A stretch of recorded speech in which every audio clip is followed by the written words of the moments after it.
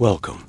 Imagine yourself in this quiet space, far from the bustling distractions of the modern world. It's a place where time moves slowly, like a soft breeze through the trees, and the weight of the day lifts from your shoulders. The only sound is the gentle hum of history, unfolding in a soothing, steady rhythm. Tonight, we'll take a peaceful journey through time through the history of a land that would come to be, called America. It's a story of many people, from diverse backgrounds, whose lives intersected in ways that shaped the world. But as we walk through this vast history, we'll do so without haste, without urgency. You needn't worry about remembering every detail. Just let the flow of history wash over you, like the ebb and flow of waves, each story gently leading into the next. In this first segment, we'll start at the very beginning, before even the name America existed. A time when the land was wild and untamed, filled with the sounds of the wind and the movement of ancient rivers. It's a world where the rhythms of life were far different from what we know today. Yet in some ways, they share a connection to our present. So, take a deep breath, settle in, and allow yourself to drift gently back in time. Daily life in ancient America. Imagine yourself standing in a dense, vibrant forest. Tall trees rise up around you, their branches swaying gently in the breeze. The ground beneath your feet is soft, covered with moss and fallen leaves. It was a land populated by diverse groups of indigenous peoples, each with their own rich cultures, languages, and traditions. There were no towering cities or vast, sprawling empires, but instead, small villages and communities where life was slow and steady. Each day began at sunrise, and the pace of life followed the natural world, an ever-present reminder of the balance between humanity and the land. They lived off the land, in harmony with nature, and their daily lives were shaped by the rhythms of the seasons. There's a sense of peace here, a connection to the world around them. They lived in tight-knit communities, where everyone had a role to play, whether it was hunting, gathering, crafting, or teaching the next generation. People gathered inside their homes, where the warmth of the fire and the closeness of their families offered comfort and safety. The outside world might be harsh, but within these walls there was security, a simple, steady rhythm to life that had sustained these peoples for centuries. They were stewards of the land, deeply attuned to the cycles of nature and the importance of balance. But in the stillness of this moment, we can still sense the echoes of their rhythm, still hear the whispers of a time when life moved slowly, in harmony with nature. We will begin to explore the story of one man who had come to play a pivotal role in the shaping of what would later become the United States of America. His journey begins with the first encounters between Europeans and the Americas, and his life will guide us through the complexities of exploration, settlement, and conflict. Their daily lives were shaped by respect for the earth, and they lived in ways that many of us, in our modern world, may have lost touch with. Children learned from their elders, watching and listening, absorbing the knowledge that had been passed down for centuries. Let the sounds of nature and the rhythms of ancient life settle within you like a comforting memory. Let your mind gently drift as we prepare to move forward in our journey. The sounds of nature still drift through the walls, the distant call of an owl, the rustle of leaves in the wind. You feel safe, secure in the knowledge that your life is woven into the fabric of the land itself. It's a simple existence, but one that is deeply connected to the world around you. Each day a gentle repetition of life's most essential rhythms. Some lived in small dwellings made of wooden poles, covered with animal hides or plant materials. Sacred rituals marked the passage of time, the changing of the seasons, the hunt, and the harvest. These ceremonies, often led by elders or shamans, connected the people to the land and to each other. There was a deep respect for the world around them, a recognition that their survival depended on the balance between humanity and nature. These homes, though humble, were warm and sturdy, offering protection from the elements. Others, particularly in the Southwest, built adobe homes that blended into the land itself, their clay walls absorbing the heat of the day and releasing it during cooler nights. The air is fresh, heavy with the scent of pine and earth, and the hum of nature fills your ears, chirping birds, rustling leaves, and the distant sound of running water.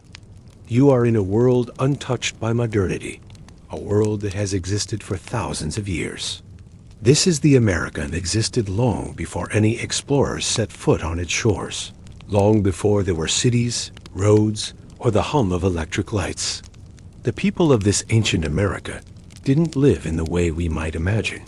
For many of these peoples, their homes were simple yet practical, constructed from the materials that surrounded them.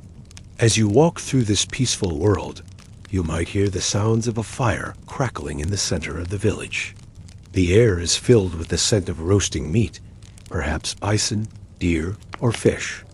These peoples were skilled hunters and gatherers, their knowledge of the land and its resources vast and intimate.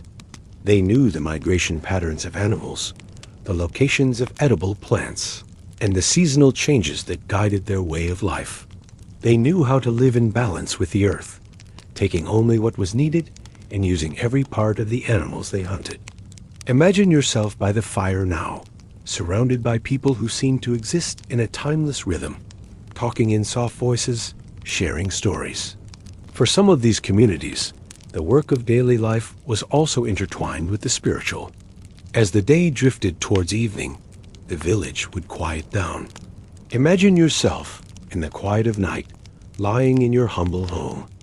As we begin to leave this peaceful world, we carry with us the understanding that these early peoples were far more than just survivors. The peaceful life of ancient America offers a contrast to the bustling, technology-driven world we inhabit today. Now, as we transition from this serene daily life, but before we embark on his story, take a moment. A life that shaped a nation, George Washington, a quiet casting a soft glow upon rows of dew-kissed crops. Birds call from tall oak trees.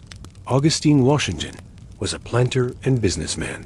George likely studied at home or in small local schools, learning to read, write, and master arithmetic. His father died suddenly, leaving the family without its primary provider. This loss marked a turning point. As the eldest in his household, George came under the stronger influence of his mother, Mary. She raised her children with strict moral guidance and high expectations, instilling in them a sense of restraint and hard work. Their patronage would open doors for him, guiding him toward opportunities in public life and military service. But without Augustine's wealth and influence, George was denied some of the advantages his older half-brothers enjoyed, such as an education in England or significant land inheritance. He carried himself with a quiet authority, never boastful, always measured.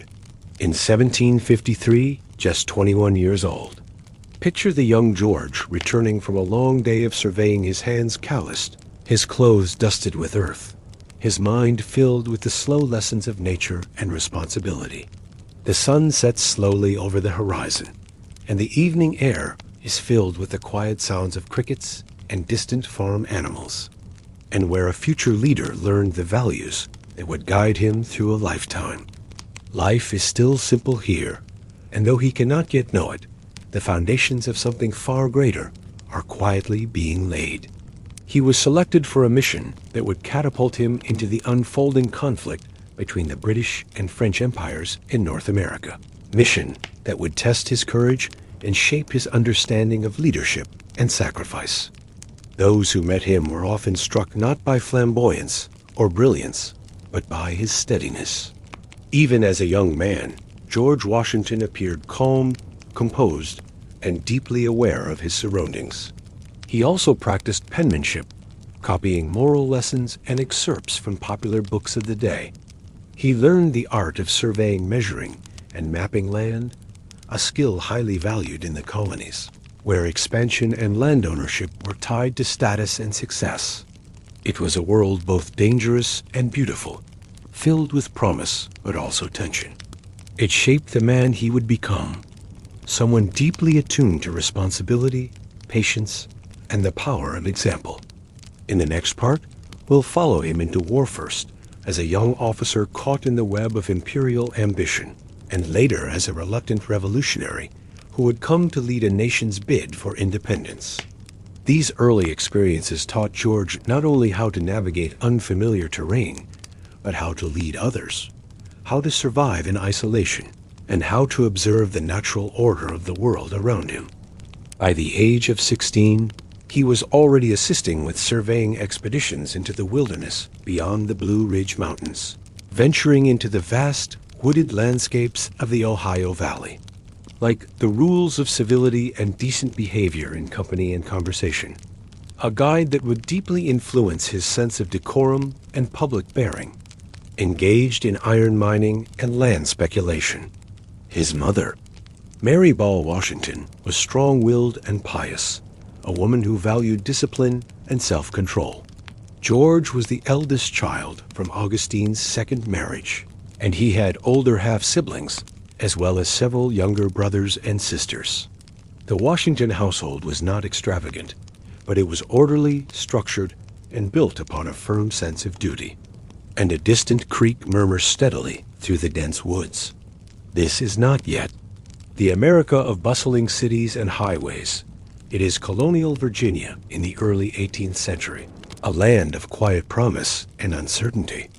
And it is here, in this gentle corner of the British Empire, that a boy named George Washington would begin a life that would eventually shape a nation. Childhood in the colony of Virginia. Imagine the early morning mist drifting slowly across a vast stretch of green Virginia farmland. The sun rises gently over rolling fields. George was born in 1732 in Westmoreland County, Virginia, likely before the sun had lifted fully over the horizon. Mornings were cool and quiet, marked by the sounds of livestock and the clatter of breakfast preparations in the kitchen. The smell of wood smoke and baking cornmeal would fill the air. Though still a child, George had responsibilities feeding animals, tending to small garden plots, and assisting with basic chores that taught self-reliance and discipline. On a small plantation known as Pope's Creek Estate, it was not a grand beginning. His family, while of the middling gentry class, was not part of the uppermost tier of colonial society. They lived comfortably but modestly, surrounded by the slow rhythms of plantation life, seasonal plantings, household chores, and the never-ending maintenance of the land. His father, the young George, would have risen early each day. His education was limited but functional. Formal schooling in colonial Virginia was often sporadic, especially for families living outside city centers. One of the defining events of George's youth occurred when he was just 11 years old. Still, the young Washington did not flounder. Instead, he focused on practical skills, preparing himself to enter colonial society through service and self-discipline. Imagine the stillness of those forests, the rustle of leaves beneath horse hooves, the distant call of an eagle circling above. At around this same time, George also began cultivating relationships with powerful Virginia families, including the Fairfaxes, who were among the most influential landowners in the colony. As he matured, Washington stood out physically tall, broad-shouldered, and reserved. By his early 20s, Washington was already stepping into roles that would set the course for his future. But before we cross into the tumultuous years of war and revolution, pause with me here in the calm fields of Virginia. This was the world that raised George Washington, not a world of luxury, but one of quiet resolve, steady labor, and careful ambition. As the shadows lengthen across the Virginia countryside, our journey with George will continue into the wilderness of conflict. But for now, let your mind drift gently across those colonial fields, where life moved slowly.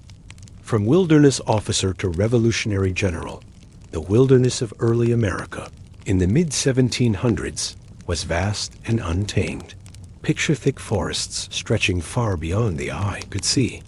Rivers flowed through quiet valleys, and fog clung to the treetops in the early morning light.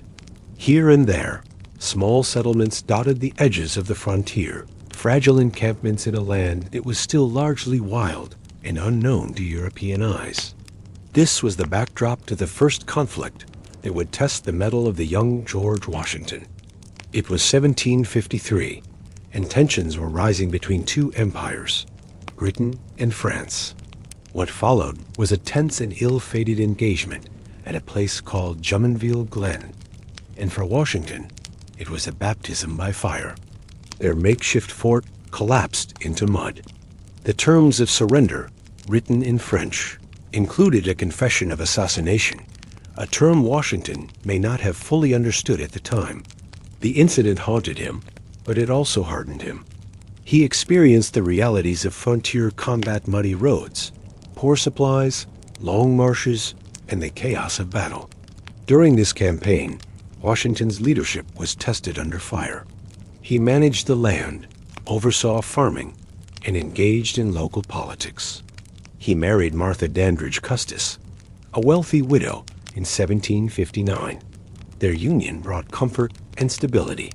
Martha brought 2 young children from her previous marriage, and though George never had children of his own, he cared for them as a father would.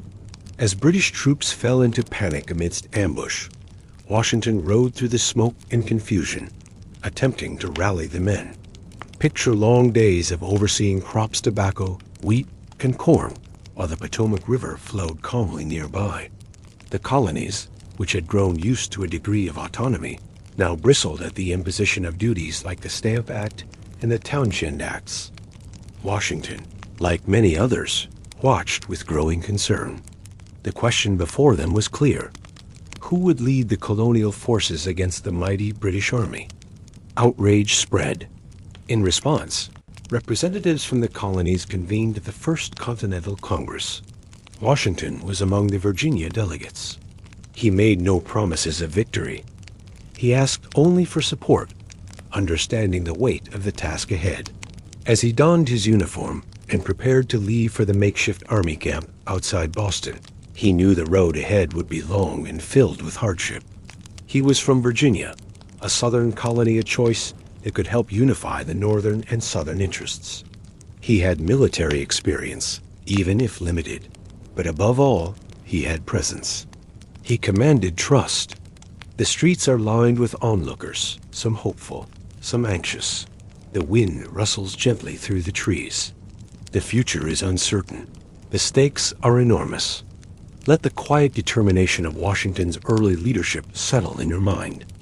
Let the steady rhythm of history soothe your thoughts as we prepare to journey into the heart of revolution. And yet, in this calm, thoughtful man, the people placed their hope. Though not radical by nature, he believed in fair representation and the rights of the colonies to govern themselves. His path will not be easy, but it will define the birth of a nation. The estate was peaceful and the pace of life slower. But beneath this tranquility, change was brewing in the colonies. He served in the Virginia House of Burgesses and supported efforts to boycott British goods. Still, he hoped for reconciliation, for a peaceful resolution that might preserve the unity of the empire. He was a figure of calm strength, deeply respected for his service, and committed to principle without seeking the spotlight. He felt the sting of being passed over for promotions due to his colonial birth. Blood had been spilled, and the road to full revolution had begun. And he returned to Virginia, a changed man, respected, but frustrated by the rigid structure of the Imperial Army. His clothes were pierced by bullets, and horses were shot out from beneath him, but he survived. He saw death up close. And yet, through failure and hardship, he learned. He observed the discipline of British officers. He saw the consequences of poor planning, and he developed a quiet, steady resolve. There, in the dim light of morning, shots were fired. A skirmish ensued, and though Washington's role was small, the incident had major consequences. A French officer was killed. War became inevitable. Both laid claim to the fertile lands of the Ohio River Valley, and neither was willing to back down. They saw a man who did not seek attention, but who stood firm in the face of uncertainty. He was to travel into the disputed territory and deliver a message to the French forces there politely, but firmly requesting that they vacate what the British saw as rightful colonial land. Alongside him rode guides, including a seasoned woodsman and a group of native allies. They camped beneath trees, wrapped in blankets, watching the glowing embers of the fire flicker into the night. Each day brought new challenges, rivers to cross, terrain to map, messages to carry. It was a dangerous journey through deep snow, icy rivers, and unfamiliar terrain. The path was long, and the dangers were not only natural but political. Native American nations, long established in the region, found themselves drawn into the conflict, sometimes as allies, sometimes as unwilling pawns. The situation was fragile, and misunderstandings could easily turn into violence. Washington's journey had not resolved the conflict, it had only confirmed the deepening rift. At just 21 years old, George Washington was selected by the Virginia governor to undertake a diplomatic mission. Imagine Washington moving cautiously through thick woods, the crunch of snow beneath his boots, his breath visible in the cold air. Though the French officers received him with courtesy, their answer was firm. They would not retreat. Within months, the situation escalated. In 1754, now a lieutenant colonel, Washington led a small force back into the Ohio Valley. This would become known as the French and Indian War, part of a global conflict known in Europe as the 7 Years' War. At the Battle of Fort Necessity, Washington and his men were forced to surrender. Rain poured down from gray skies. Over the next several years, Washington would serve alongside British generals, including General Braddock, who led a disastrous expedition to capture Fort Duquesne. Those who witnessed his actions saw something more than luck. They saw calmness under pressure. They saw courage without showiness. Still, Washington grew disillusioned. He observed the arrogance of British officers who looked down on colonial soldiers. Back in civilian life, Washington turned his attention to his estate at Mount Vernon. At Mount Vernon, life took on a new rhythm. By the 1760s, the British Crown had begun to enforce new taxes and trade restrictions. As tensions escalated, Washington became increasingly involved in the political movement toward resistance. But events moved steadily forward. In 1774, after the infamous Boston Tea Party, Parliament passed the Coercive Acts, laws the colonists called the Intolerable Acts. He was quiet in those early sessions, listening more than speaking. But those around him began to recognize the value of his presence. Then, in April 1775, the first shots were fired at Lexington and Concord. In June of that year, the Continental Congress reconvened in Philadelphia. There were many considerations: political balance among the colonies, military experience, temperament. And quietly, steadily, the consensus began to point toward George Washington. When offered the command, Washington accepted not with bombast, but with humility. But he also knew something else, that the cause was worth it. That liberty, though fragile, was a thing to be protected. So imagine him, quietly mounted on horseback, his uniform neat but not showy, his gaze steady as he departs Philadelphia. In the final part of this segment, we will follow Washington into the long years of war through icy winters, near defeat, and eventual triumph. For now, rest in this moment of stillness. Through war and into nationhood picture, now the hills of New England in the soft light of summer, 1775. The land is dotted with simple farmhouses and narrow roads that snake through trees and fields. In the distance, tents rise gently in the clearing outside Boston makeshift quarters for a ragtag army of militiamen. They are farmers, shopkeepers, craftsmen. Some wear uniforms, but most wear ordinary clothes. Their muskets are mismatched, their training uneven. And in the midst of this quiet but restless gathering rides a man who does not shout, who does not demand attention, yet all eyes turn to him. George Washington had arrived to take command of the Continental Army. He found little to inspire confidence, supply shortages, inexperience, confusion. Yet rather than despair, Washington set about his task with methodical care. He believed in discipline, in patience, in building order from disorder. And as the soldiers slowly came to know him, they came to trust him, not because he offered easy victory, but because he offered steadiness. He lost as many battles as he won, but he understood something deeper, that this war was not about territory alone, but about time. Loyalty was divided. Even within the army, there were whispers of dissatisfaction. The bombardment began quietly, just the slow rhythmic thump of cannon fire echoing across the bay. Day by day, the walls crumbled. British supplies dwindled. And finally, Cornwallis surrendered. But he never grasped at power. He remained a servant of the cause, not its master. To win, the revolutionaries did not have to conquer. They only had to endure. States argued. The economy faltered.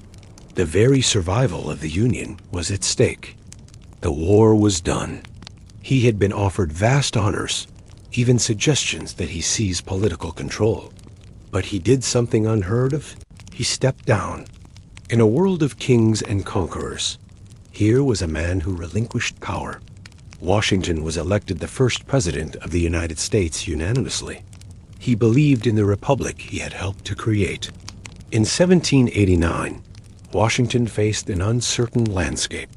There, amid the familiar paths and river views, he oversaw his estate, received guests, a man who shaped a nation not by grasping for power, but by walking slowly and carefully through its most uncertain moments. In our next segment, we'll explore one of the enduring cultural puzzles of early America's secrets buried in time, symbols lost and rediscovered, and the quiet stories that archaeology brings into the light. And watch the nation he helped shape grow slowly into itself. There were no guidebooks. Let your thoughts drift like the Potomac River beside Washington's field steady, calm and winding endlessly through the past. No precedents. Washington fell ill. The winter air was damp, and his throat swelled painfully. Physicians treated him as best they could, though their methods common at the time likely worsened his condition. After a long and difficult night, he passed away quietly. Every step he took set the tone for what would follow. He formed the first cabinet, selected a national bank, helped resolve foreign policy crises. He encouraged unity, reflect on the rhythm of his life, a rhythm not of conquest, but of constancy, not of noise, but of steadiness. From the silent woods of Virginia, to the frozen huts of Valley Forge, to the quiet return to his farm, Washington's story is not loud, but it echoes. Despite the growing factions between Federalists and Republicans, he took the oath of office in New York City. There were no parades or fireworks, just a quiet ceremony and a solemn promise to serve. He was mindful of the long view. He did not seek to rule indefinitely. After 2 terms, across the country, bells tolled, people wept, and though time has carried his image into statues, paintings, and currency, what remains most powerful is the quiet example he set of humility, endurance, and service. Weary and aging, he stepped down once more voluntarily. His farewell address, though written in formal language, offered a calm and measured reflection. He warned against partisanship. He spoke of neutrality and foreign entanglements. He asked for national unity, understanding the delicate balance that democracy required. The war that followed was not swift. It was long, grueling, and often uncertain. But the calm would not last long. The impossible had happened. The colonies had defeated the empire. At every step, Washington was asked not only to lead battles, but to keep hope alive. Imagine the long months of encampment. The cold of winter seeped into tents. Rations were meager, clothing thin. He did not speak often, but his presence carried weight. Delegates from every state knew that the success of the new government depended not only on words written on paper, but on the trust they placed in the man who would lead it. Wooden huts were hastily constructed, and smoke curled up from chimneys into the frigid sky. Men wrapped themselves in thin blankets, some without shoes, feet wrapped in rags.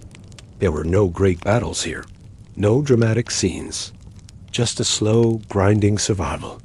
Disease was a constant presence, and morale dipped with every rumor of British superiority. But Washington remained. He visited the sick. He ate with his men. He rode among them not as a distant general, but as a symbol of shared endurance. Now picture the winter of 1777 at a place called Valley Forge. Snow blanketed the countryside. Washington walked among them daily, his presence like a hearth quietly radiating resilience. Under his watch, the army did not collapse. In fact, it became stronger. With help from European advisors, including Baron von Steuben, the men trained, drilled, learned the habits of discipline. What emerged from that cold valley was not a defeated band of survivors, but a more coherent force, capable of facing the world's most powerful army. Washington's leadership was not marked by dramatic speeches or brilliant tactical maneuvers. Throughout the war, Washington also navigated political difficulties. Congress was often slow to supply his troops. Local leaders argued. Then, in 1781, the tide turned. With assistance from French forces and ships, Washington laid siege to Yorktown, Virginia, where British General Cornwallis had entrenched his troops. The war was not officially over until 1783, but Yorktown marked its effective end.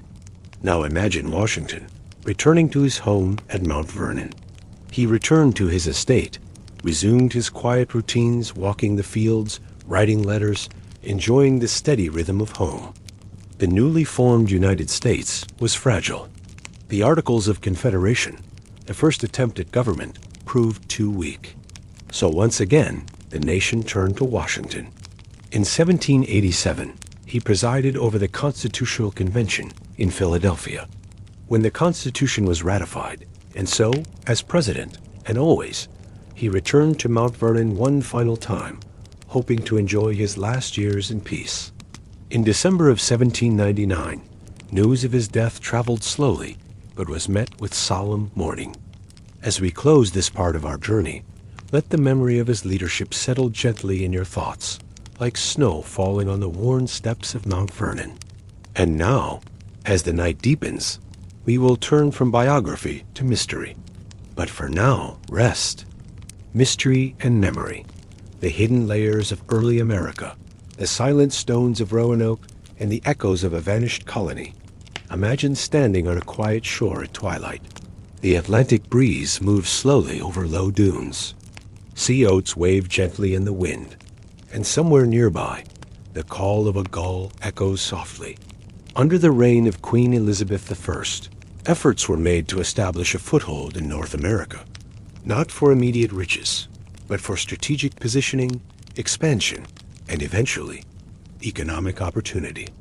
The ocean stretches out endlessly to the east. Behind you, the land is wooded and still, dense with pine and cedar. And here, on the edge of the Outer Banks of North Carolina, lies one of America's oldest mysteries, the lost colony of Roanoke. The story begins in the late 1500s, when England, inspired by tales of Spanish wealth in the Americas, sought to plant its own settlements along the coast of the New World. In 1584, English explorers first scouted the coast of what they called Virginia, a name given in honor of their queen. They begged White to return to England for more supplies, a dangerous and uncertain journey that would take many months. The Spanish Armada threatened invasion. Ships were commandeered for war. White's return was delayed again and again. They returned with glowing reports of fertile soil, friendly native peoples, and a temperate climate. Plans were quickly set in motion. The first English settlement on Roanoke Island was small and temporary, established in 1585 under the direction of Sir Walter Raleigh. And on a nearby tree, the letters Crow. There were no signs of fire or battle, no messages left behind. Over 100 men, women, and children made the voyage, intending not simply to explore. Eventually, he was forced to return to England, never knowing what had happened to his daughter, his granddaughter, or the other settlers. But to live, to build homes, to create a new life in a new world. Among them was a man named John White, appointed governor of the fledgling colony. Imagine the colony in its brief life wooden homes tucked beneath trees. But they hold the weight of memory. They remind us that history is not always neat, and that some stories refuse to finish their sentences. In that quiet incompletion, there is room for wonder and for reflection. Fires burning in the twilight, voices in the night. But the traces of their lives remain in pottery shards, copper ornaments, intricate shell beads, and the careful alignment of structures with solar and lunar events. The people had dispersed. The mounds were overgrown. The city had vanished into memory. Theories suggest environmental pressures, deforestation, flooding, or drought. The ground beneath your feet holds secrets, the worn footprints of children, the ashes of sacred fires, the bones of ancestors. And though the people of Cahokia are gone, their presence lingers in the earth itself. The stories we've touched tonight are incomplete, yet deeply human. They are stories of hope, of disappearance, of endurance, and of mystery.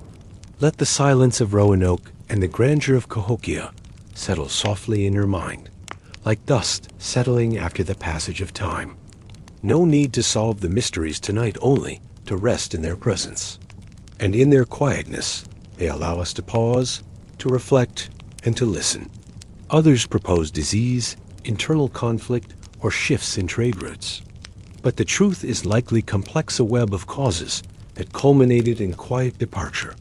Their knowledge of the stars, of agriculture, and of communal organization was advanced and deeply attuned to the natural world. And then, silence. The land holds memory, even when words have faded. Some suggest the colonists were absorbed into local native tribes, such as the Croatan, adopting new ways of life and disappearing into the forested hinterland. Others believe they perished in conflict or from starvation and illness, their remains reclaimed by the land. Away from the coast, into the heart of another mystery, this time hidden not in vanishing colonists, but in the earth itself. A world beneath our feet, and caves of the American southeast and southwest, exploring ancient petroglyphs, sacred landscapes, and the layered symbolism etched into stone. We'll visit forgotten towns and walk through the ruins of cliff dwellings high above the desert floor, rich with stories that were once forgotten and now slowly reawakened. Still others speculate they tried to sail away, only to be lost at sea. Mounds the mist rising like breath from the water. The Mississippi flows slowly by. Around 1100 Cahokia may have housed as many as 20,000 people, comparable to the size of London at the time. The city stretched across 6 square miles, with neatly planned neighborhoods, plazas, ceremonial centers, and a complex social hierarchy. And at the heart of it all stood Monk's Mound, wide and steady. Still visible today, rises gently from the plain like a grassy hill. But it is not natural. It was built layer by layer, basket by basket, over generations. It stands over 100 feet tall and covers 14 acres at its base. It was once topped by a wooden temple, visible for miles around. From the top, one could see the entire settlement, the orderly layout of dwellings, the vast ceremonial courtyards, and the people moving like ants along the well-worn paths. You are in what is now Illinois, though the land was once home to a civilization that flourished centuries before European arrival. This was Cahokia, and it is not taught in most classrooms, and few monuments celebrate it. But for centuries long before the arrival of Columbus or the birth of European colonies, it was one of the largest and most sophisticated urban centers in North America. Vanished cities of the Mississippi Valley, a word carved in wood, a mystery that echoes across centuries. But it struggled. The land was unfamiliar, the weather unpredictable, and relations with local Native American tribes, particularly the Secotun and Croatan peoples, were strained. The child, named Virginia Dare, was the first English child born in the Americas. Some findings suggest European-style artifacts on native lands, a tantalizing hint of integration. But no definitive proof has emerged. The story resists conclusion. Her birth symbolized hope, continuity, and the dream of a thriving English presence on this distant coast. Supplies dwindled, and within a year, the settlers had returned to England, leaving behind little more than a faint footprint in the sand. Then, in 1587, a second group set out this time, families rather than soldiers. White's daughter, Eleanor, gave birth shortly after they arrived, but almost immediately, difficulties arose.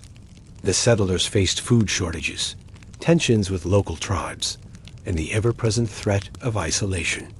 John White departed reluctantly, promising to return quickly. But the seas were not kind, and England itself was distracted. 3 long years passed. When he finally returned in 1590, White arrived at Roanoke to find ... nothing. The settlement was deserted, houses dismantled, tools left scattered, no bodies, no signs of struggle. Only a single word carved into a post, Croatoan.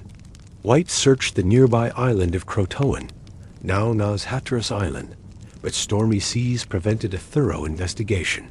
And so the story faded into silence, a colony lost. Today, Roanoke remains one of the great unsolved stories in early American history. Scholars have offered many theories. Archaeologists have combed the islands, sifted through layers of soil, and analyzed fragments of pottery, tools, and fire pits. As you rest here on the edge of the island, you can almost hear the wind through the reeds, the soft lapping of waves against the shore. The stones of Roanoke do not speak. Let us now walk inland.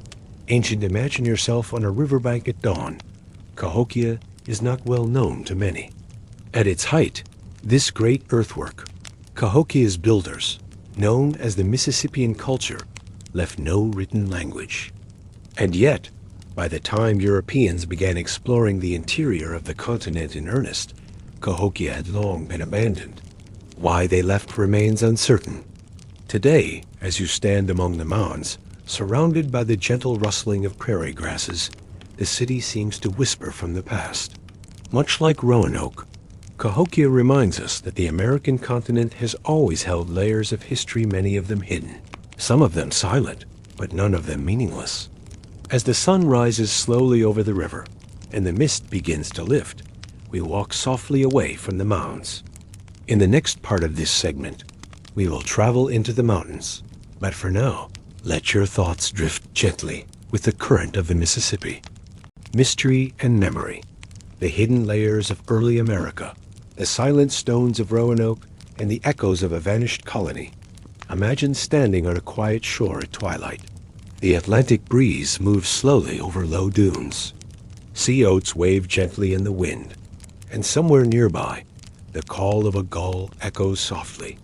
Under the reign of Queen Elizabeth I, efforts were made to establish a foothold in North America, not for immediate riches, but for strategic positioning, expansion, and eventually, economic opportunity. The ocean stretches out endlessly to the east. Behind you, the land is wooded and still, dense with pine and cedar. And here, on the edge of the Outer Banks of North Carolina, lies one of America's oldest mysteries, the lost colony of Roanoke. The story begins in the late 1500s, when England, inspired by tales of Spanish wealth in the Americas, sought to plant its own settlements along the coast of the New World. In 1584, English explorers first scouted the coast of what they called Virginia, a name given in honor of their queen. They begged White to return to England for more supplies, a dangerous and uncertain journey that would take many months. The Spanish Armada threatened invasion. Ships were commandeered for war. White's return was delayed again and again. They returned with glowing reports of fertile soil, friendly native peoples, and a temperate climate. Plans were quickly set in motion. The first English settlement on Roanoke Island was small and temporary, established in 1585 under the direction of Sir Walter Raleigh. And on a nearby tree, the letters Crow. There were no signs of fire or battle, no messages left behind. Over 100 men, women, and children made the voyage, intending not simply to explore. Eventually, he was forced to return to England, never knowing what had happened to his daughter, his granddaughter, or the other settlers. But to live, to build homes, to create a new life in a new world. Among them was a man named John White, appointed governor of the fledgling colony. Imagine the colony in its brief life wooden homes tucked beneath trees. But they hold the weight of memory. They remind us that history is not always neat, and that some stories refuse to finish their sentences. In that quiet incompletion, there is room for wonder and for reflection. Fires burning in the twilight, voices in the night. But the traces of their lives remain in pottery shards, copper ornaments, intricate shell beads, and the careful alignment of structures with solar and lunar events. The people had dispersed. The mounds were overgrown. The city had vanished into memory. Theories suggest environmental pressures, deforestation, flooding, or drought. The ground beneath your feet holds secrets, the worn footprints of children, the ashes of sacred fires, the bones of ancestors. And though the people of Cahokia are gone, their presence lingers in the earth itself. The stories we've touched tonight are incomplete, yet deeply human. They are stories of hope, of disappearance, of endurance, and of mystery. Let the silence of Roanoke and the grandeur of Cahokia settle softly in your mind, like dust settling after the passage of time. No need to solve the mysteries tonight, only to rest in their presence. And in their quietness, they allow us to pause, to reflect, and to listen. Others propose disease, internal conflict, or shifts in trade routes. But the truth is likely complex, a web of causes that culminated in quiet departure. Their knowledge of the stars, of agriculture, and of communal organization was advanced and deeply attuned to the natural world. And then, silence. The land holds memory, even when words have faded. Some suggest the colonists were absorbed into local native tribes, such as the Croatan, adopting new ways of life and disappearing into the forested hinterland. Others believe they perished in conflict or from starvation and illness, their remains reclaimed by the land. Away from the coast, into the heart of another mystery, this time hidden not in vanishing colonists, but in the earth itself. A world beneath our feet, and caves of the American southeast and southwest, exploring ancient petroglyphs, sacred landscapes, and the layered symbolism etched into stone.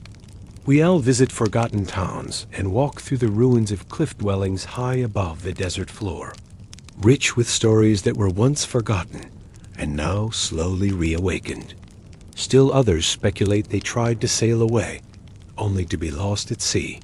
Mounds the mist rising like breath from the water. The Mississippi flows slowly by. Around 1100 Cahokia may have housed as many as 20,000 people, comparable to the size of London at the time. The city stretched across 6 square miles, with neatly planned neighborhoods, plazas, ceremonial centers, and a complex social hierarchy. And at the heart of it all stood Monk's Mound, wide and steady.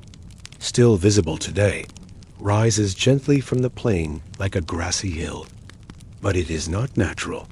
It was built layer by layer, basket by basket, over generations. It stands over 100 feet tall and covers 14 acres at its base. It was once topped by a wooden temple, visible for miles around. From the top, one could see the entire settlement, the orderly layout of dwellings, the vast ceremonial courtyards, and the people moving like ants along the well-worn paths. You are in what is now Illinois, though the land was once home to a civilization that flourished centuries before European arrival. This was Cahokia, and it is not taught in most classrooms, and few monuments celebrate it. But for centuries long before the arrival of Columbus or the birth of European colonies, it was one of the largest and most sophisticated urban centers in North America. Vanished cities of the Mississippi Valley, a word carved in wood, a mystery that echoes across centuries. But it struggled. The land was unfamiliar, the weather unpredictable, and relations with local Native American tribes, particularly the Secotun and Croatan peoples, were strained. The child, named Virginia Dare, was the first English child born in the Americas. Some findings suggest European-style artifacts on native lands, a tantalizing hint of integration. But no definitive proof has emerged. The story resists conclusion. Her birth symbolized hope, continuity, and the dream of a thriving English presence on this distant coast. Supplies dwindled, and within a year, the settlers had returned to England, leaving behind little more than a faint footprint in the sand. Then, in 1587, a second group set out this time, families rather than soldiers. White's daughter, Eleanor, gave birth shortly after they arrived, but almost immediately, difficulties arose. The settlers faced food shortages, tensions with local tribes, and the ever-present threat of isolation. John White departed reluctantly, promising to return quickly. But the seas were not kind, and England itself was distracted. 3 long years passed. When he finally returned in 1590, White arrived at Roanoke to find nothing. The settlement was deserted, houses dismantled, tools left scattered, no bodies, no signs of struggle. Only a single word carved into a post, Croatoan. White searched the nearby island of Croatoan, now Nas Hatteras Island, but stormy seas prevented a thorough investigation. And so the story faded into silence, a colony lost. Today, Roanoke remains one of the great unsolved stories in early American history. Scholars have offered many theories. Archaeologists have combed the islands, sifted through layers of soil, and analyzed fragments of pottery, tools, and fire pits. As you rest here on the edge of the island, you can almost hear the wind through the reeds, the soft lapping of waves against the shore. The stones of Roanoke do not speak. Let us now walk inland. Ancient, imagine yourself on a riverbank at dawn. Cahokia is not well known to many. At its height, this great earthwork, Cahokia's builders, known as the Mississippian culture, left no written language. And yet, by the time Europeans began exploring the interior of the continent in earnest, Cahokia had long been abandoned. Why they left remains uncertain. Today, as you stand among the mounds, surrounded by the gentle rustling of prairie grasses, the city seems to whisper from the past. Much like Roanoke, Cahokia reminds us that the American continent has always held layers of history, many of them hidden, some of them silent, but none of them meaningless. As the sun rises slowly over the river and the mist begins to lift, we walk softly away from the mounds. In the next part of this segment, we will travel into the mountains, but for now, let your thoughts drift gently with the current of the Mississippi. Etched in stone, petroglyphs, cliff cities, and the echoes of the ancients. Imagine a high desert landscape just after dawn. The sky is painted in soft hues of dusty pink and faded gold.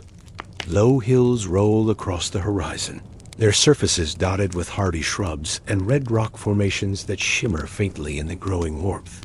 A quiet wind brushes against dry sagebrush, carrying with it the scent of sun-baked earth and centuries of silence. They do not speak in words, but in symbols. Spirals, deer, handprints, sunbursts, abstract figures. Some are simple. Others are astonishingly intricate. They were created by indigenous peoples whose ancestors have lived in the region for millennia long before written language as we know it. This is the American Southwest, a region where time seems to stretch longer and where the land itself remembers, but still visible, waiting for eyes to notice them. A figure with outstretched arms may mark a shamanic vision. A series of dots may record a rainfall count or a trail. The meanings are layered, sometimes known only within the sacred teachings of a specific community.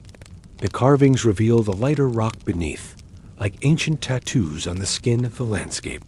The quiet is profound. A lizard scurries past your feet, and a hawk calls faintly in the distance. Here, nothing moves quickly. The carvings are not meant to dazzle. They invite patience, contemplation, respect. It is here, in this timeless space, that we begin to encounter one of North America's oldest surviving forms of communication petroglyphs. Perhaps warnings or directions for travelers. Or perhaps, as some suggest, the act of carving itself was ceremonial, a way to bond land, memory, and identity. These are images carved or pecked into rock faces, some of them thousands of years old. They are not scattered or makeshift. They are planned, complex, beautiful in their simplicity. The walls are made of hand-shaped sandstone blocks, mortared together with a mixture of earth and water. The architecture is compact, efficient, and harmonized with the natural curvature of the cave above. At Newspaper Rock in Utah, hundreds of figures are crowded together.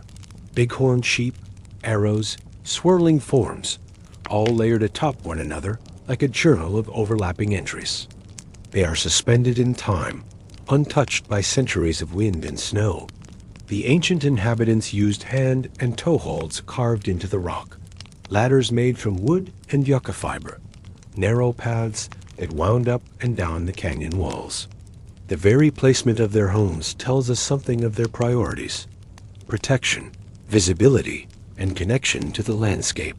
These are not forgotten places, but ancestral ones alive in the traditions of those who remember. These homes remind us that permanence is not always marked by stone. Sometimes it is carried in story, in song, in sacred memory. There, among the scattered remains of petrified trees, once living giants that have turned to stone, are walls of rock marked by ancestral hands. And shadows stretch across the canyon walls. We leave these ancient spaces with quiet respect. They have stood for centuries, through sun and storm. We will explore early settler folk practices. Let your thoughts rest among the cliff dwellings and the stone carvings. Imagine the slow rhythm of daily life, the sound of corn grinding, the quiet laughter of children, the echo of footsteps on smooth stone. The land breathes slowly here, and so can you. Cryptic colonial gravestones, secret codes in early architecture, and a layered spiritual landscape that settlers, slaves, and natives wove together, sometimes hidden, sometimes erased, and sometimes rediscovered. Through time and silence. Over decades, families left perhaps due to drought, soil exhaustion, or internal social changes. Let the stillness deepen. They moved southward, becoming the ancestors of today's Hopi, Zuni, and other Pueblo peoples. For here, nestled in high alcoves of sandstone walls, lie the remains of entire cities built into the rock face. There are storage spaces, hearths for cooking, and kivas for ceremony. Their culture was rich in ceremony, astronomy, and oral tradition. They farmed on the mesas above corn, beans, and squash, tending their fields with care, storing the harvests for leaner seasons. Smoke-blackened ceilings still mark the places where fires once burned. The floors are smooth from generations of use. You can imagine a mother grinding corn, a child sleeping in the corner, a fire flickering faintly in the cold desert night. The Hopi, Zuni, and Navajo peoples, among others, trace their origins and stories to these lands.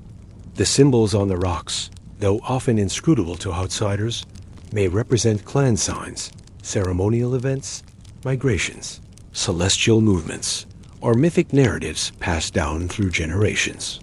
The air is dry and crisp. The sky above is an uninterrupted stretch of blue.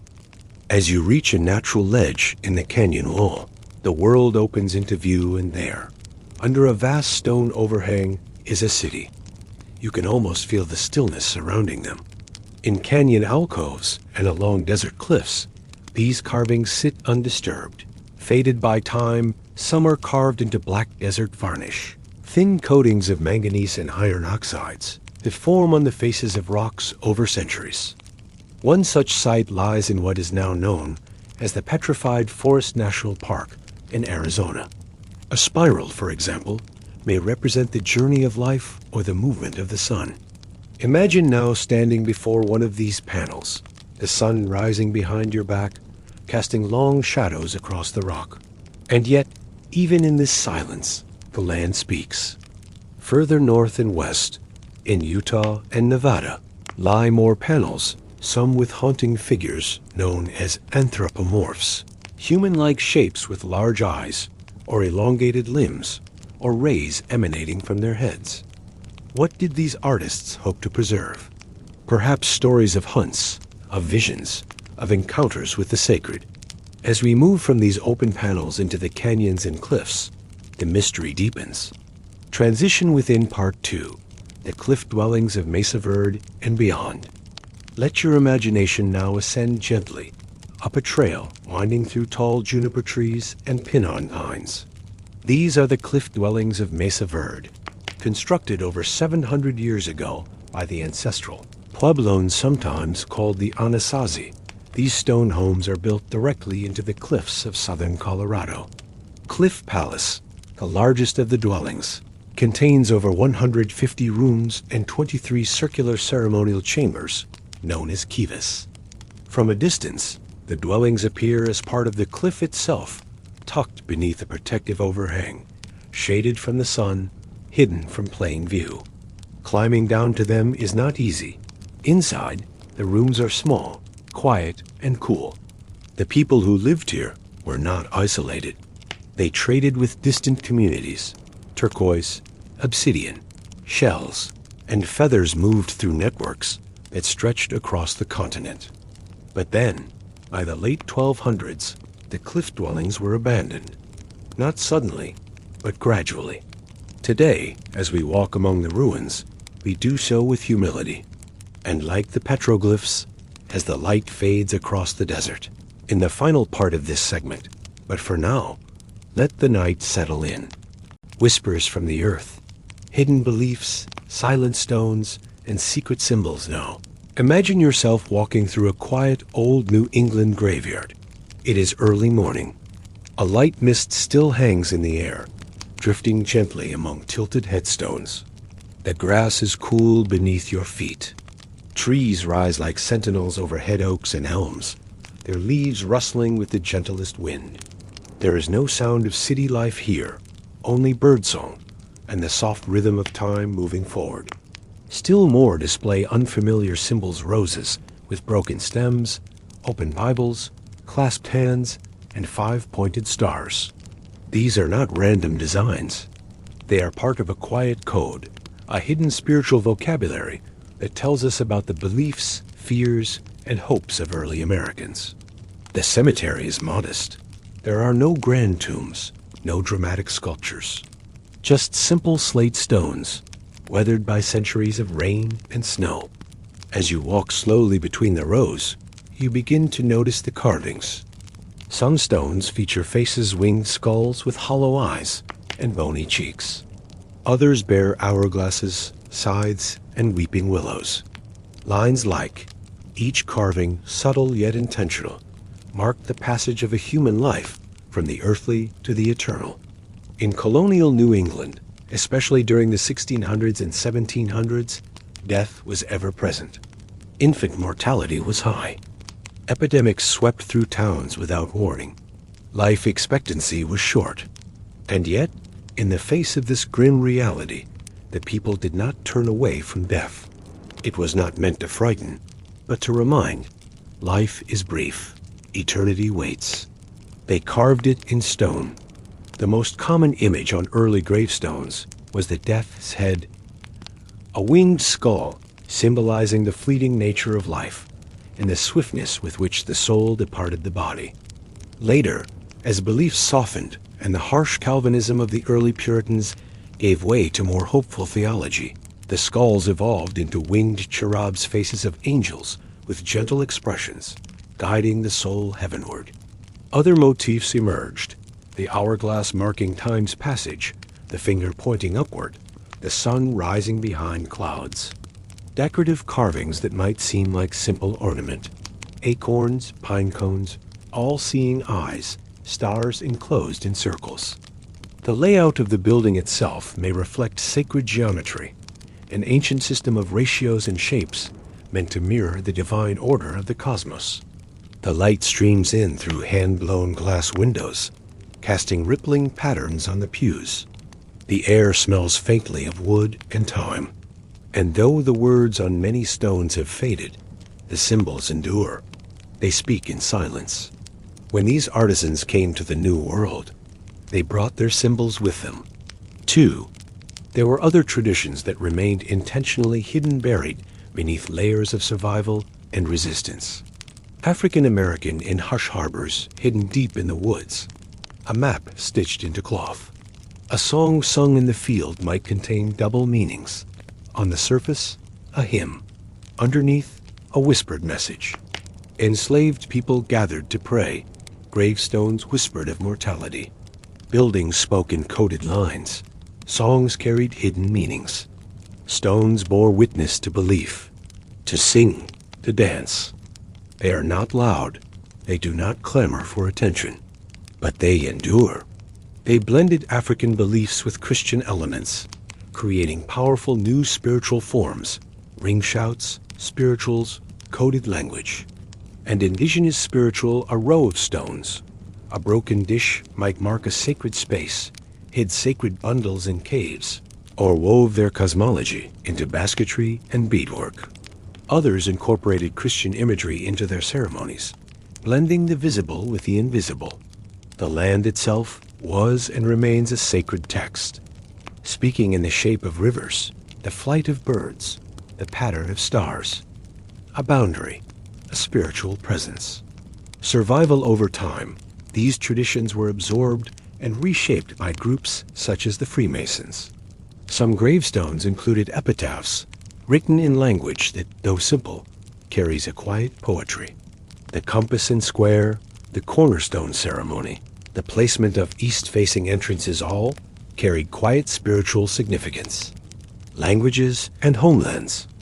Enslaved people nevertheless carried with them deep cultural knowledge, music, rhythm, herbal medicine, cosmology, and ritual. These traditions did not vanish. They adapted. Even today, hidden among the official architecture of cities like Washington, D.C., Philadelphia, and Boston are echoes of these esoteric traditions. So subtle they're often unnoticed, yet deeply intentional. Stock, traveler, and behold as you pass by. As you are now, so once was I, but through repetition, memory, and quiet transmission. They were acts of resistance, yes, but also acts of cultural endurance, of sacred continuity. As I am now, so you must be.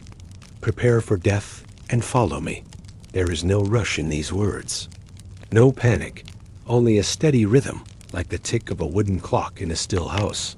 These symbols also extended beyond gravestones and into the architecture of early America.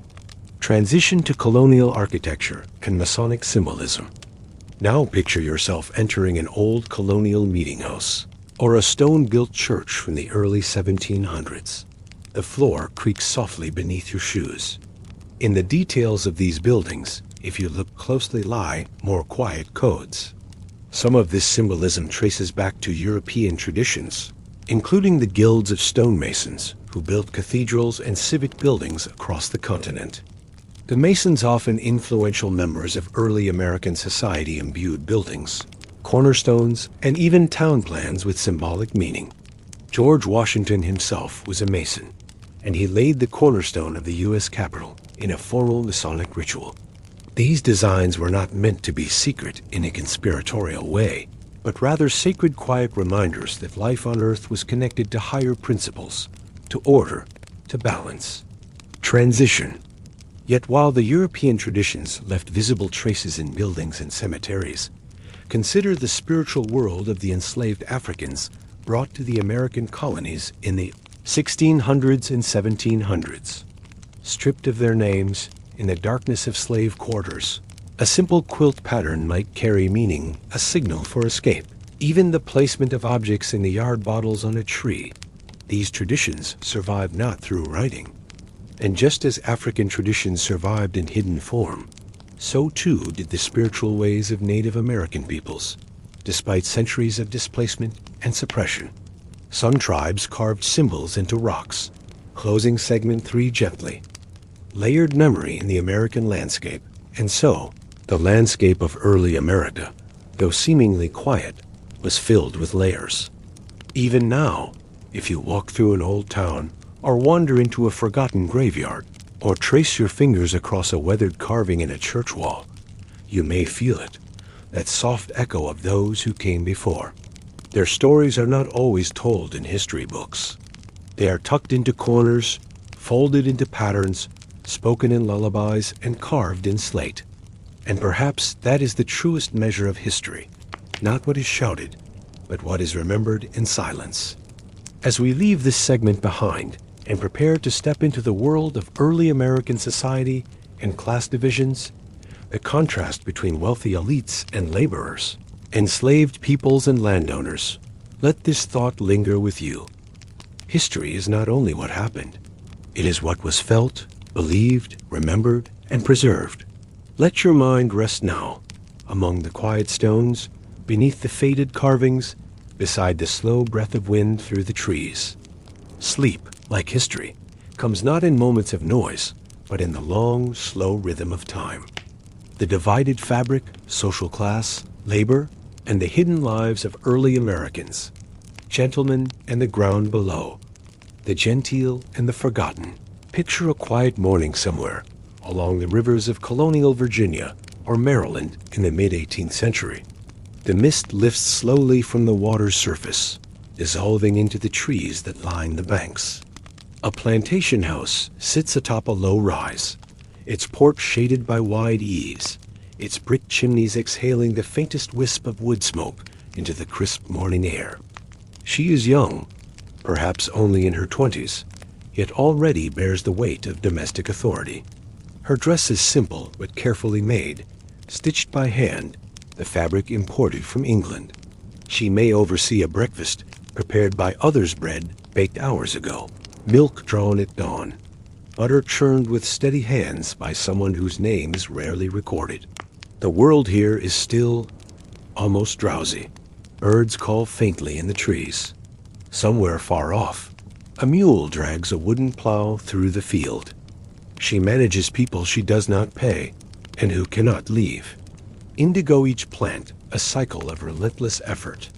Others labor within the house, cooking, further out still beyond the house and the quarters. Past the hedgerows and the fence lines are those who live neither in grandeur nor in chains. Cleaning, tending to children not their own. Still others serve as skilled artisans, blacksmiths, property to the early cities, where the divisions of class into New York. And Philadelphia in the 1700s had their own rhythms, distinct from the plantations and fields of the South. Wealth was often tied not to land and slaves, but to shipping, commerce, and urban industry. Merchants built fortunes trading molasses, rum, fur, and finished goods, hunger behind respectability. But the divisions were there, etched into the rhythm of daily life. A lady might wear lace sewn by a woman who couldn't afford bread. They wore waistcoats stitched in London and built homes with symmetrical facades, polished floors, and imported wallpaper. We note its rhythms. We listen to its quiet echoes. The scent of sea air mixed with animal dung and wood smoke. Wagons clattered over cobblestones. Street vendors called out their wares and debated theology over tea and sugar loaves. Church bells marked the hours. And while the nation spoke of liberty, it also whispered in labor, in silence, in inequality. In alleys and attics lived those who made the city move. The city streets slowly empty, and the rhythm of another day draws to a close. Northern society candle makers stirred hot wax in dim backrooms, where a growing community formed around churches and mutual aid societies. Irish, Germans fleeing hardship, only to find new forms of struggle. They faced discrimination, exclusion, and fear of kidnapping. Yet they carved out spaces of strength, pride, and resistance. Women washed clothes in icy rivers or sold pies from baskets. Chimney sweeps, their status legally tenuous, morally contested, but painfully real. Often just boys, climbed soot-darkened flues in silence. Sailors staggered back from long voyages, pockets light, lungs heavy. And urban labor wealth and occupation took different forms. Social divisions still ran deep, but they moved differently, often by trade, lineage, or profession, but no less vivid ones. And virtue, these ideals often stopped short of the field's edge or the kitchen wall. Coopers. The concept of class was both fluid and fixed. A man might rise from modest beginnings through trade, luck, or marriage. But for many, especially women and the enslaved, the roles available to them were narrow and unyielding. Carpenters kept not for the sweat of their brows, but the knowledge passed down through enslaved generations. Her letters are signed in elegant script, her thoughts sometimes confined to the pages of a journal she hides between folds of fabric in a cedar chest. 2. Have routines. The rhythm of their lives is measured in work songs. The tenant farmers, the indentured servants.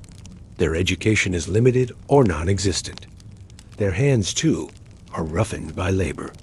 They live with hope, sometimes of mobility, but also with resentment, fear, and uncertainty. They dwell in cabins not unlike those of the enslaved, but their status is different. They may own a few tools, a mule, perhaps a patch of corn. They are free, technically, but their lives are hard, and the distance between them and the masters of land is nearly as wide as the Chesapeake itself.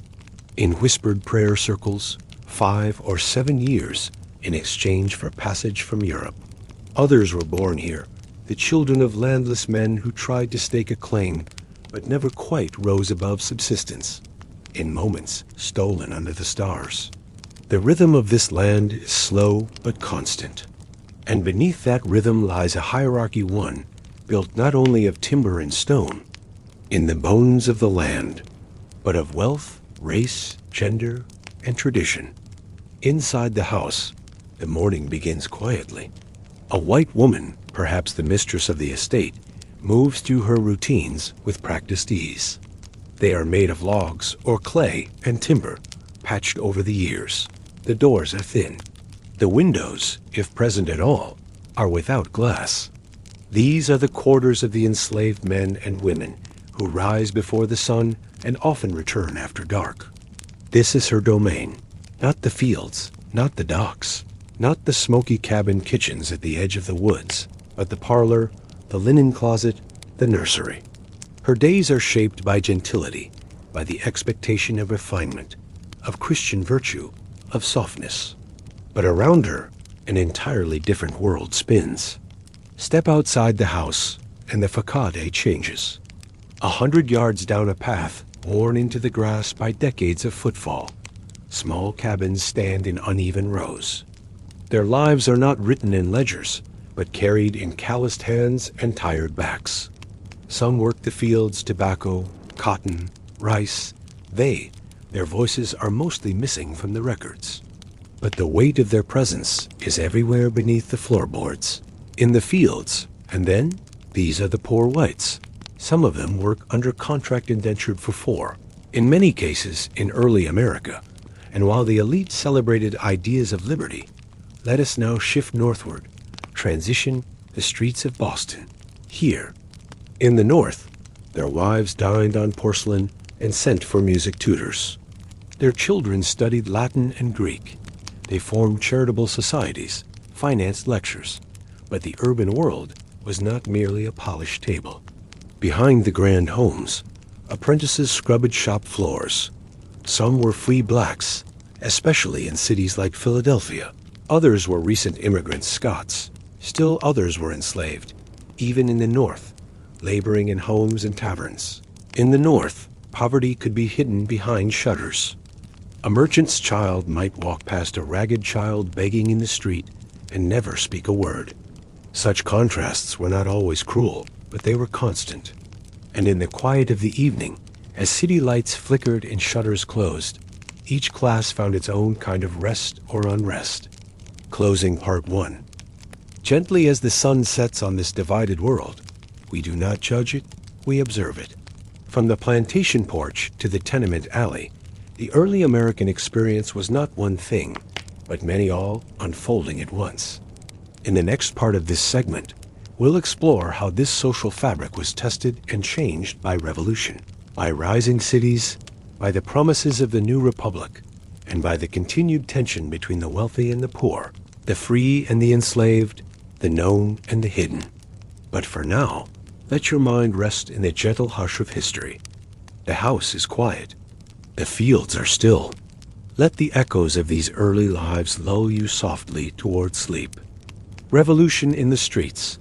Promise and disparity in the new republic imagine. The sound of horse hooves against packed dirt roads in a small colonial town just before dawn. The air is cool and damp.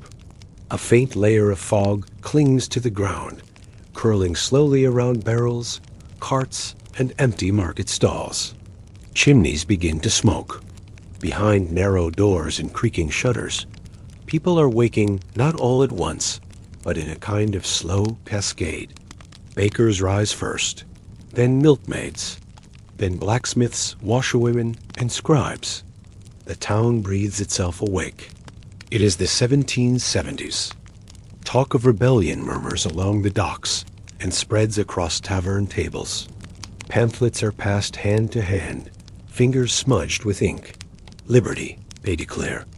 No taxation without representation. A man's home is his castle. These are ideas that stir the mind and spirit, but not always the stomach. For while the gentry and intellectuals rally around declarations and manifestos, the ordinary people of the colonies have other, quieter struggles. In Boston, Philadelphia, and Charleston alike, artisans and laborers face rising food prices, wage stagnation, and job uncertainty. Riots over flour or tea taxes were often sparked not merely by ideology, but by hunger. They wove homespun cloth in protest of British goods, preserved food, raised children, and sent their husbands to war with uncertain futures. A printer's apprentice could become the hand behind a broadsheet that would inflame thousands. For others, especially the rural poor, it brought only greater hardship. Some owners feared rebellion and tightened control. Others, especially in the North, were stirred to consider gradual emancipation. But freedom was not guaranteed. For years, men were conscripted or volunteered, leaving their homes in uncertain hands. Women kept farms running. Children matured fast. Families took in neighbors whose land had been burned or seized. In the South, the war offered only confusion. Some enslaved people fled to British lines hoping for liberty. Others were forced into labor by both sides. Women, mostly excluded from the formal politics of the era, nevertheless played essential roles in sustaining households under strain. Enslaved people, meanwhile, found themselves in a more complex bind. Their hands still worked, but their minds and ledgers did too. The revolution promised liberty, but rarely spelled out for whom. And yet, for a brief time, the boundaries of class and status did blur. Land opened westward, towns grew into cities, and with them, a new kind of citizen began to emerge, not aristocrat or tenant, but something in between. They worked as dockhands, carters, laundresses, and seamstresses. Injury or illness could plunge a family into ruin. Their children helped from an early age, bringing water, gathering coal, or stitching alongside their mothers. Local governments increasingly reflected the interests of tradesmen rather than just planters or colonial governors. Plantations multiplied. Land was seized or purchased in ever greater stretches. Enslaved people were forced southward in chains, a massive internal migration that devastated families and deepened the cruelty of the system. Freed African Americans often found themselves shut out of trades, excluded from schools, and clustered into the poorest parts of town. The city councilman might be a blacksmith, the school trustee a shoemaker. Shifting roles during the American Revolution.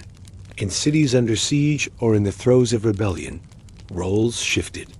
And yet, their labor was essential. A servant might find herself entrusted with wartime secrets. A stable boy might join the militia. In cities, they often worked as domestic laborers, washerwomen, or street vendors.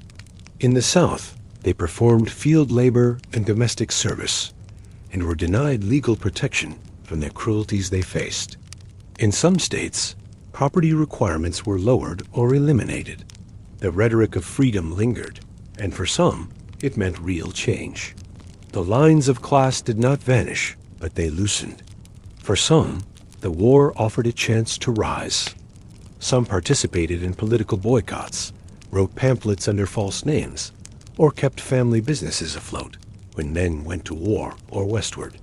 The Revolutionary War drew deeply from small farms, frontier settlements, and struggling towns. And when the fighting stopped, when the British were gone and the Republic was declared, there was a moment, quiet and unsteady, when it seemed that the social order itself might be rewritten. And intensifying inequality, we do so with the understanding that the American story was never uniform. In quiet labor, in anonymous homes, the early republic and the shifting middle, let the soft hum of city life lull you, the gentle creak of a wooden wagon fading down a dirt road. But the grand promises of the Declaration of Independence of life, liberty, and the pursuit of happiness settled unevenly on the population. In the decades following the war, the United States expanded rapidly. Artisans, small business owners, shopkeepers, surveyors, lawyers, these individuals began to form what would become the early American middle class. In places like New York, Baltimore, and Boston, merchants formed associations, newspapers flourished. For white men of modest means, these years brought growing opportunity. State constitutions expanded voting rights gradually and imperfectly. But this rising class did not lift all boats. Inequality and labor in the early 1800s. By 1800, the gap between the newly prosperous and the persistently poor had grown. In growing cities, laborers crowded into small tenements. These workers were not enslaved, but they often lived with little control over their lives. Wages were low. Work was seasonal. There were no labor protections. Slavery, meanwhile, continued to expand. In the southern states, the invention of the cotton gin had made cotton cultivation immensely profitable. While northern cities debated commerce and policy, enslaved people labored from sunup to sundown in fields stretching for miles. Some states in the north began enacting gradual emancipation laws, but they moved slowly. And even when slavery ended in name, racial hierarchies remained. In a society that praised merit and hard work, these men and women were rarely given the opportunity to show either. Women and the limits of the new order. And still, there were the women married, single, enslaved, free, whose lives remained constrained by the expectations of others. Legally, most white women lost independent identity upon marriage. Their property belonged to their husbands. Their voices had no place in politics. They taught children, preserved family farms, ran taverns and boarding houses, worked as midwives and healers. African American women, both enslaved and free, carried double burdens. And yet, in every class, in every condition, women created networks of care and continuity quilting circles, church groups, kitchens full of whispered stories and advice. History has often overlooked them, but they were always there, stitching the invisible seams of American life. Closing part 2 gently. By the early 1800s, the United States was no longer just a colonial offshoot. It was a republic with dreams of expansion and greatness. But beneath the soaring speeches and growing cities, the reality remained layered. Some climbed the ladder. Others carried it. Many never touched it. And as we prepare to step into the later 19th century, into the era of railroads, factories, westward expansion, it was written in ledgers and led by generals, yes, but it was also carried on aching shoulders and tired feet. So let your thoughts rest gently among these early republic streets and farms. Another part of the story waits just around the bend. Steam, smoke, and shadow, labor, status, and the shifting landscape of class let your imaginations settle now into the creaking rhythm of wagon wheels over a wide gravel road. It is the 1820s, and the United States is stretching outward. A new kind of frontier has taken shape, one shaped not just by forests and rivers, but by ambition, invention, and the quiet hope for change. And across this ever-changing land, lives shift slowly, steadily, sometimes invisibly, beneath the weight of the new century. The horse gives way to the train. The still farm gives way to the humming factory. Coal, black and gleaming, is drawn from the depths of the earth by men and boys who vanish into tunnels before sunrise. The rhythm of a spinning loom, the hiss of a steam press, the clang of hammer on steel. These are the new sounds of labor. In the textile mills of Massachusetts, young girls from farming families leave home to work 12-hour days beside humming machines. In the rolling hills of Pennsylvania, soot begins to gather on window panes. In cities swelling with growth, Chicago, New York, Baltimore, the factory floor becomes the new field. Canals funnel water to the giant machines inside. Dormitories line the streets. And within them, hundreds of young women, many in their teens, live, work, and sleep by the rhythms of the bell. And while great inventions are praised in public telegraphs, railroads, mechanized reapers, it is the quiet labor of millions that powers the nation. And when complaints arise about hours, about conditions, their voices are quieted. But not all labor is the same. Not all homes are lit the same way. And not all American lives move forward on equal tracks. Morality pamphlets are handed out. The line between independence and obedience is carefully maintained. The factory town and the new working class, they rise before daylight. They tend machines. They sing as they walk to work, write letters, read borrowed books by candlelight. Some attend lectures. African American women work as maids and cooks in households that bar them from the front parlor. Some Native women sell beadwork or baskets on street corners, while their children sleep nearby on folded blankets. Others scribble poetry between shifts. They bring skills, customs, languages, and dreams. They settle in cities, in mining towns, on western homesteads. And slowly, sometimes painfully, they become American. In Lowell, Massachusetts, a planned industrial town rises along the Merrimack River. Here, neat brick mill buildings stand in long, ordered rows. Because even hardship in America carries the glint of hope. Laundry hangs between buildings. The air is close. Water is scarce. Illness spreads easily. But still, these spaces pulse with life. Laws are passed restricting citizenship, banning certain ethnic groups. Political cartoons show immigrants as animals, invaders, threats.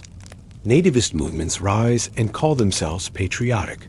Their voices echo with fear disguised as pride. They build vast homes, mansions with marble staircases and electric chandeliers, palaces in Newport and Fifth Avenue. They are known as the Mill Girls. Servants wait silently in corners.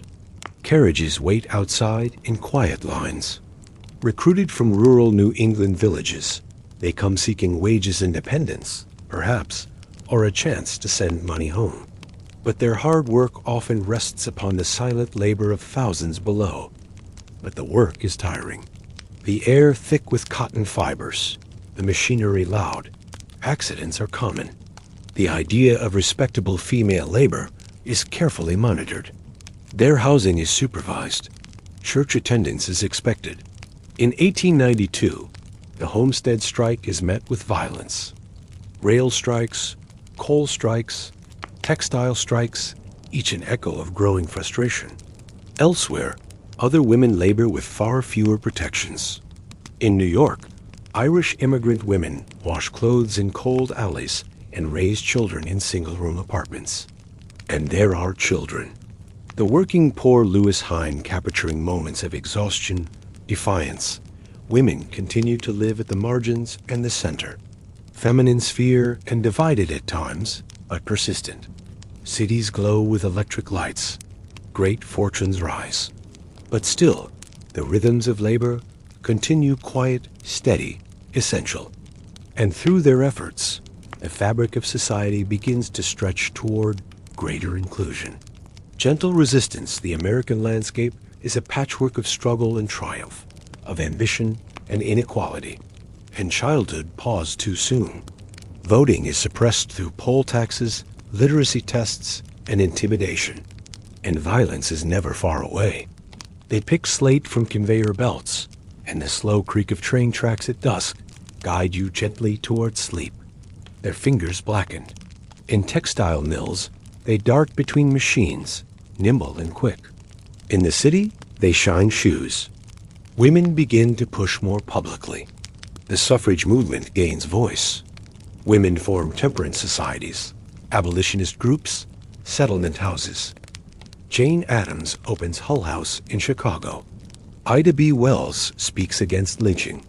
Frances Ellen Watkins Harper writes and lectures, sell papers, run errands for coins. Part 3 gently, but the road remains long, marked by dignity and endurance in the face of systemic injustice. Others are part of desperate families. Their eyes are watchful, their laughter brief. These women are not written about in magazines. They are not the subjects of reform lectures. But they, too, stitch the fabric of American life.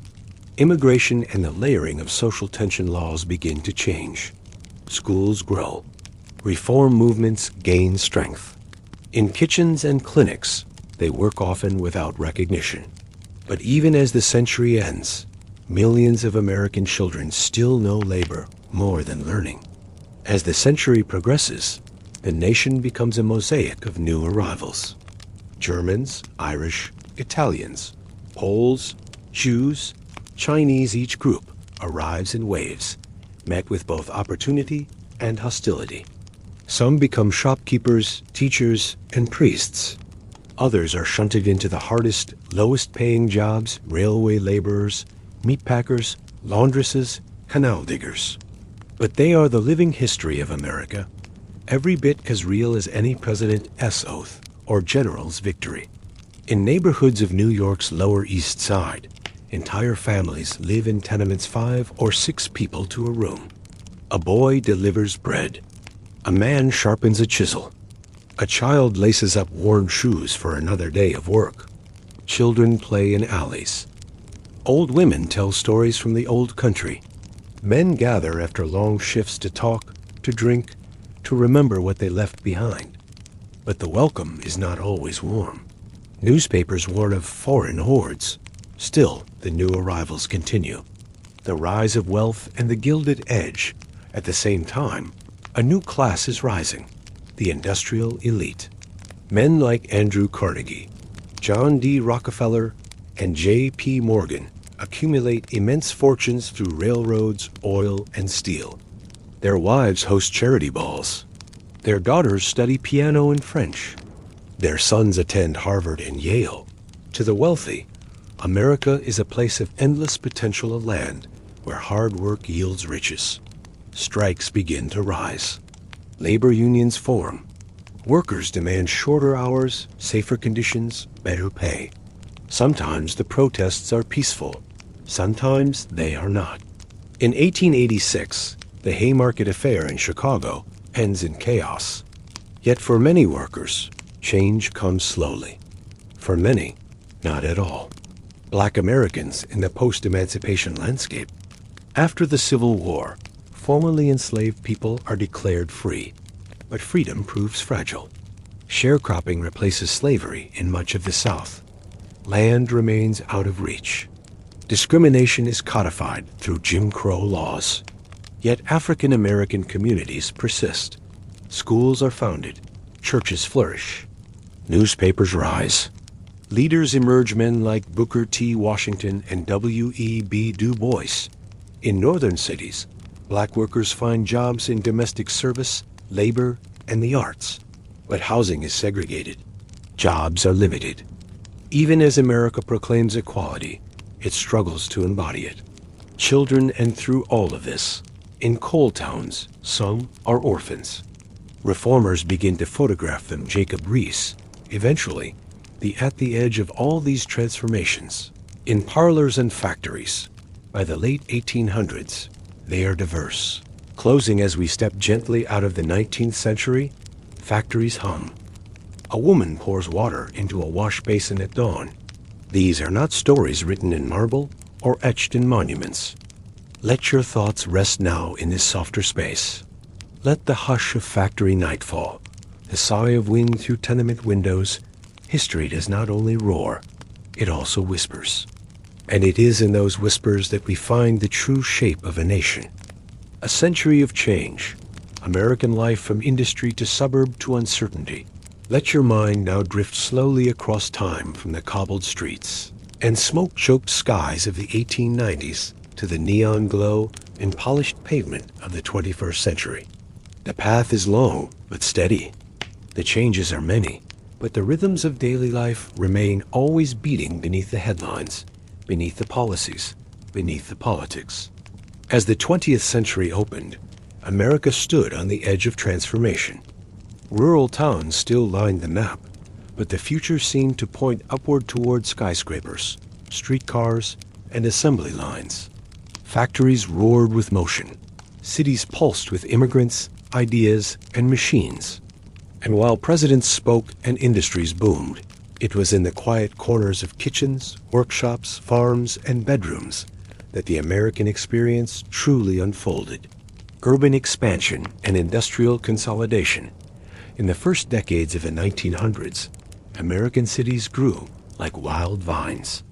New York, Chicago, Philadelphia, Detroit, they swelled with workers, drawn to the promise of wages, of lights, of possibility. Factories were now massive, organized, not as workshops, but as systems. He even established a sociological department to inspect employees' homes, encouraging cleanliness, thrift, and American values. Henry Ford's assembly line, introduced in 1913, transformed how goods were made and how people worked. There were others left behind. Laborers no longer built a product from start to finish. Instead, they performed a single motion, over and over again. Forgotten farms and orchards, often without legal protection or social support. Native American communities, devastated by decades of forced removal, assimilation policies, now faced poverty on isolated reservations, their cultures under constant pressure from government schools and missionaries. In coal towns of Appalachia, too, still worked largely in silence. The country grew. Advertising promised happiness in toothpaste, cigarettes, and soap. For a narrow slice of Americans, mostly white, mostly urban or suburban life, sparkled with modern comfort. Families labored in dangerous mines with low pay and long hours. Many immigrants and minorities were excluded from the new affluence. Labor unions were weakened. Wages for many stagnated. And speculation, always risky, bloated the economy with false confidence. First World War II, women mended clothing, preserved food, taught children at home. Communities survived through quiet acts of endurance. Banks failed, farms were foreclosed. Dust storms swept the plains. Men wandered in search of work. Children went without shoes. Families burned furniture for warmth. After the war ended, the 1920s arrived with jazz. Social security, public works, labor protections, housing assistance all took root. But the idea of a federal safety net was born. automobiles, Rosie the Riveter became an icon. African American women worked in shipyards, even as they faced discrimination. Native women served in communications. Chinese and Japanese American women took on new roles, though for the Japanese, their families were often interned. Radios and stock tickers were swept into the war machine. Over 350,000 served, mostly in segregated units. Black families were often denied mortgages. Immigrant communities faced exclusion. Zoning laws reinforced inequality. At home, the war-triggered men were the expected providers. Children were the center of attention. Advertisements, television shows, even school textbooks reinforced these roles. The movement was built not just on fiery speeches, but on kitchen meetings, church suppers, and long, quiet work. The women entered the workforce in growing numbers. They sought birth control, equal pay, legal recognition. Great Migration, a movement of millions of Black Americans from the rural South. War followed. Surveillance grew. Immigrant communities faced suspicion. To the millennials graduated into debt and instability. Many returned to live with parents. Women led companies and ran for office. Immigrants started businesses. Black Lives Matter demanded justice. The gig economy arose, not out of freedom, but out of necessity. Industrial, the lives of the known and the forgotten, on buses and in basements. In meals cooked, diapers changed, bills paid, hands held. North, it is also one of care, of survival, of quiet dignity in the face of change. Seeking better jobs, safety, and dignity. And shifting. Roles in the South. African Americans faced both economic exclusion and racial terror. Sharecropping, lynching, typists, munitions makers. On farms and in offices. At shipyards and in uniform. The war, grim though it was, loosened certain boundaries, if only for a time. And disenfranchisement made the promise of freedom feel far away. Laborers' efficiency ruled. Time was tracked. Breaks were brief. Ford offered high wages, $5 a day, revolutionary at the time, but expected discipline, sobriety, and conformity in return. And in kitchens across the country, a new way of life began to hum into being. For some workers, the trade was worth it. They could afford a car, perhaps even a small house. Canneries, or as domestic servants. The idea of the male breadwinner and female homemaker was idealized, but not always real. Working-class women worked because they had to. Their stories were rarely told, but their labor was everywhere in sewing rooms, laundries, and back stairways. For others, especially immigrants, it was another kind of control. Still, the industrial engine powered on. Railroads connected cities. Steel-framed bridges and buildings. Telephone wires stretched across states. Electricity flickered into homes. The United States entered the First World War. The mobilization was vast. Factories shifted to military production. Men were drafted by the millions, and women stepped into roles long denied them. But for every rising middle-class household, the beyond the cities, it also met with resistance. Race riots erupted in cities like Chicago and East St. Louis. Tensions simmered. Mexican and Chinese laborers worked railroads. Women, many labored in garment factories. And still, in 1917, they worked as nurses, African Americans. This migration reshaped cities and communities. And then, the roaring 20s and uneven wealth in the 1920s, prosperity seemed to shine from every billboard. Skyscrapers rose in Manhattan. Hollywood bloomed in California. Middle-class families bought washing machines on credit. Suburbs began to appear. Vacations became possible, but the wealth was fragile. Farmers, already struggling from falling crop prices, slipped into debt. When the crash came in 1929, it was sudden, but not entirely surprising. The Great Depression would become the most profound economic crisis in American history. Depression and survival unemployment soared. Red lines stretched for blocks. The myth of endless growth collapsed. And yet, beneath the despair, Americans adapted. Neighbors shared food. Strangers left apples on stoops. Church groups gathered donations. The federal government, under Franklin D. Roosevelt, launched the New Deal, a sweeping series of programs designed to revive the economy. Not all were included. Domestic and agricultural workers, disproportionately Black and Mexican American, were initially excluded from many protections. America was changed. War again, and a new role for women in 1941. The attack on Pearl Harbor brought the United States into the Second World War. The entire country mobilized. Factories ran 24 hours. Millions enlisted. Ration books were issued. Victory gardens planted. Women, once again, entered the workforce, this time in greater numbers and with greater visibility. After the war, many women were pushed back into the home, but they had tasted independence. And for African American veterans, a question loomed. How could they fight for freedom abroad while being denied it at home? The suburban ideal and its limits, the post-war boom brought new prosperity. GI Bills offered education and housing loans. Highways crisscrossed the land. Suburbs grew with astonishing speed. A new model emerged, the nuclear family in a ranch-style home, with a car in the driveway, a TV in the living room, and a sense of security. For millions, this was a dream fulfilled. But not everyone was welcomed into the suburbs. Redlining, a discriminatory practice by banks and realtors, kept neighborhoods racially segregated. Still, the ideal persisted. Women were encouraged to stay home. And yet, beneath the surface, dissatisfaction grew. Civil rights and social shifts in the 1950s and 60s, the civil rights movement gathered strength. From Montgomery to Birmingham, from lunch counters to courtrooms, Black Americans demanded equal rights. Sit-ins, marches, voter drives.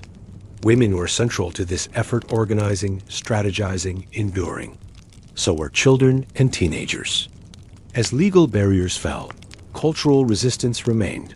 Schools desegregated slowly. Housing discrimination continued. Policing remained unequal. At the same time, second-wave feminism arose. Betty Friedan's The Feminine Mystique, published in 1963, voiced the discontent of many housewives. Gay Americans, too, began organizing, culminating in the 1969 Stonewall Uprising. Latinos, Native Americans, Asian Americans all began asserting their rights more publicly. The fabric of society stretched, changed, frayed, and rewove. Late 20th century inequality. In the 1970s and 80s, economic shifts transformed American life again. Factories began to close. Globalization sent jobs overseas. Unions weakened. Real wages stagnated. Women, now working in greater numbers, juggled careers and motherhood. Divorce rates rose. Single-parent households grew. In cities, poverty deepened. Crime rose. In rural areas, farms went under. The crack epidemic devastated Black communities. Mass incarceration surged. Welfare reform cut supports. At the same time, a new tech-driven elite began to rise, first in finance, then in Silicon Valley. Inequality widened. Wealth concentrated. Yet many continued to work, raise children, attend church, volunteer, cook dinner, care for aging parents. Ordinary life endured quietly. The early 21st century and fragile dreams. As the 21st century began, America entered a new phase shaped by terror attacks, foreign wars, economic crashes, and cultural divides. The 9/11 attacks in 2001 reshaped national identity and global policy. The 2008 financial crisis wiped out savings, homes, jobs.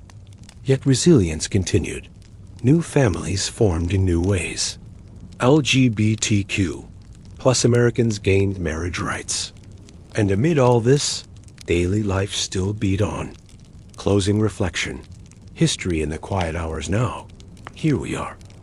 We've walked through fields and factories, tenements and townhomes, suburbs and cities, parades and protests. History is not only made in courts or capitals, it's made in bedrooms and break rooms. As you drift now toward rest, remember, the American story is not only one of war and wealth, and through all the centuries beneath the flags and songs and speeches, it is ordinary people who shape the soul of a nation. The American century. Global reach, internal struggle, from superpower to self-reflection.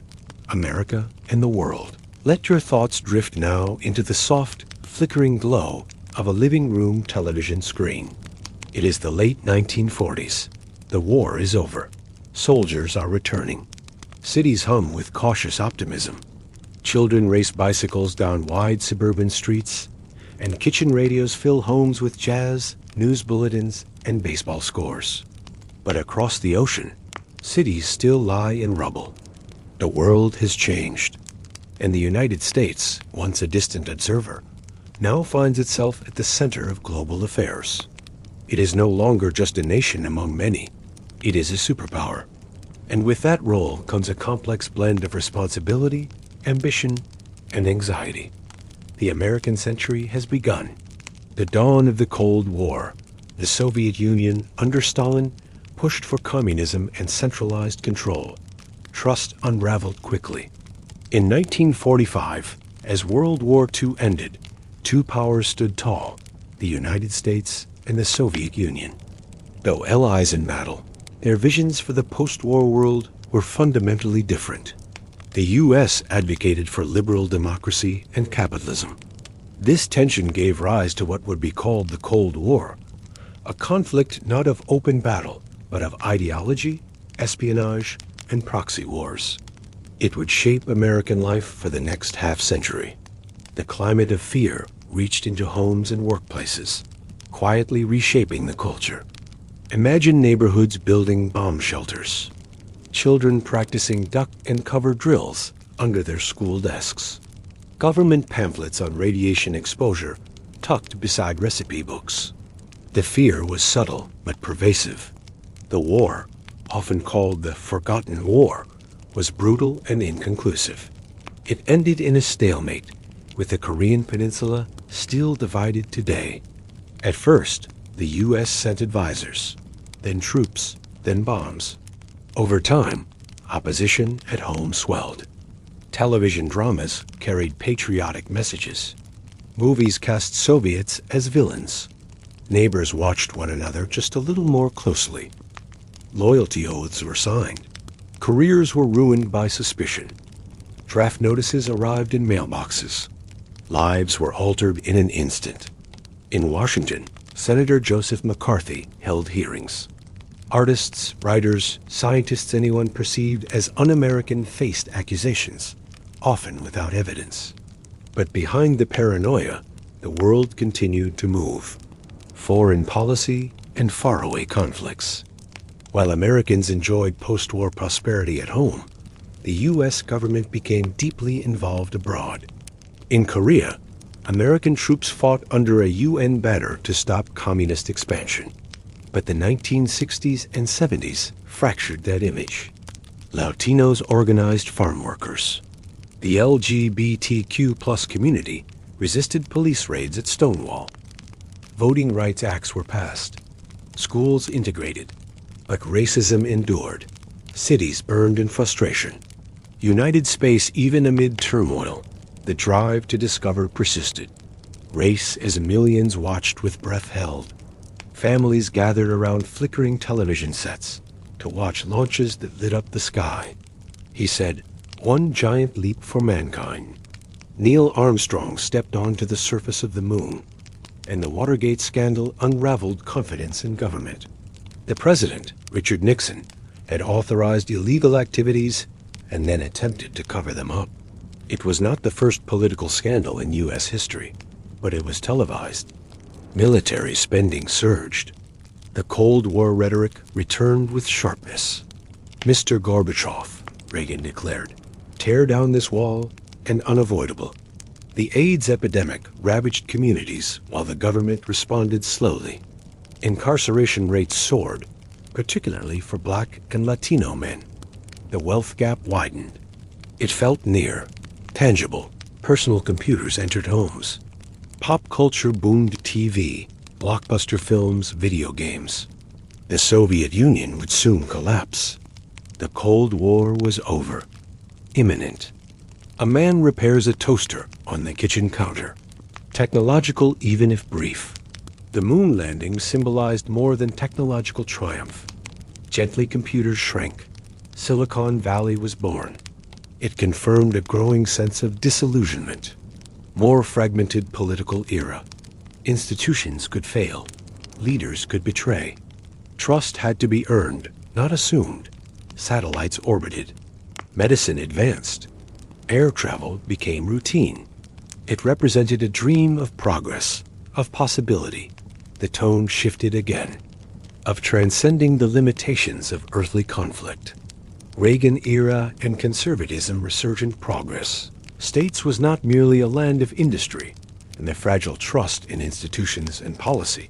It, a former actor and governor, offered a vision of renewed optimism. His message was simple and compelling. Government was the problem, not the solution. Individual enterprise, patriotism, and family values took center stage.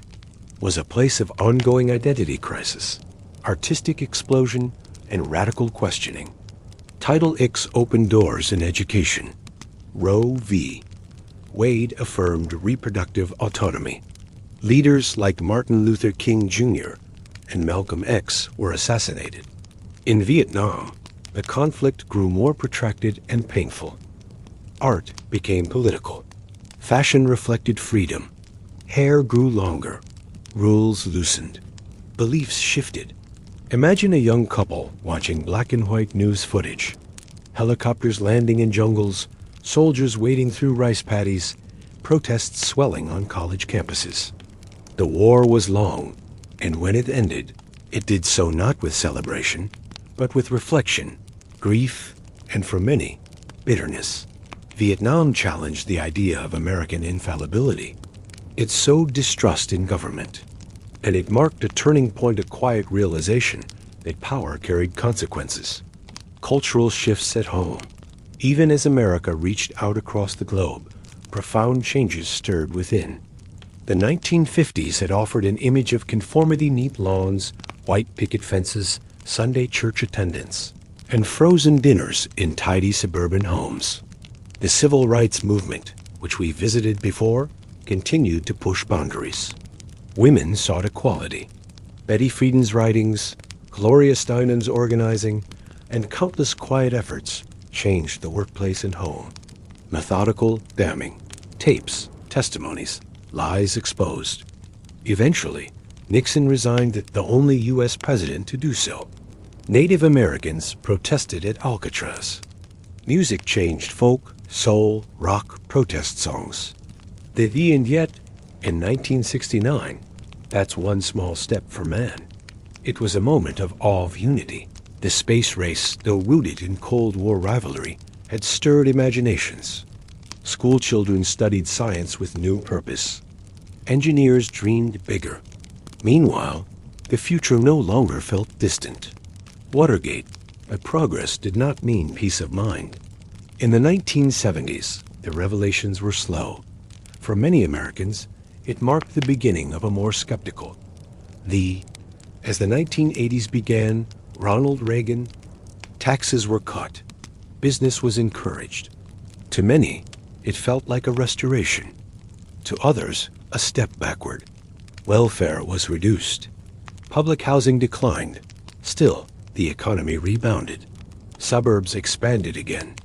By decade's end, the Berlin Wall had fallen, and America stood alone at the summit of world power, wealthy, strong, admired by some, feared by others.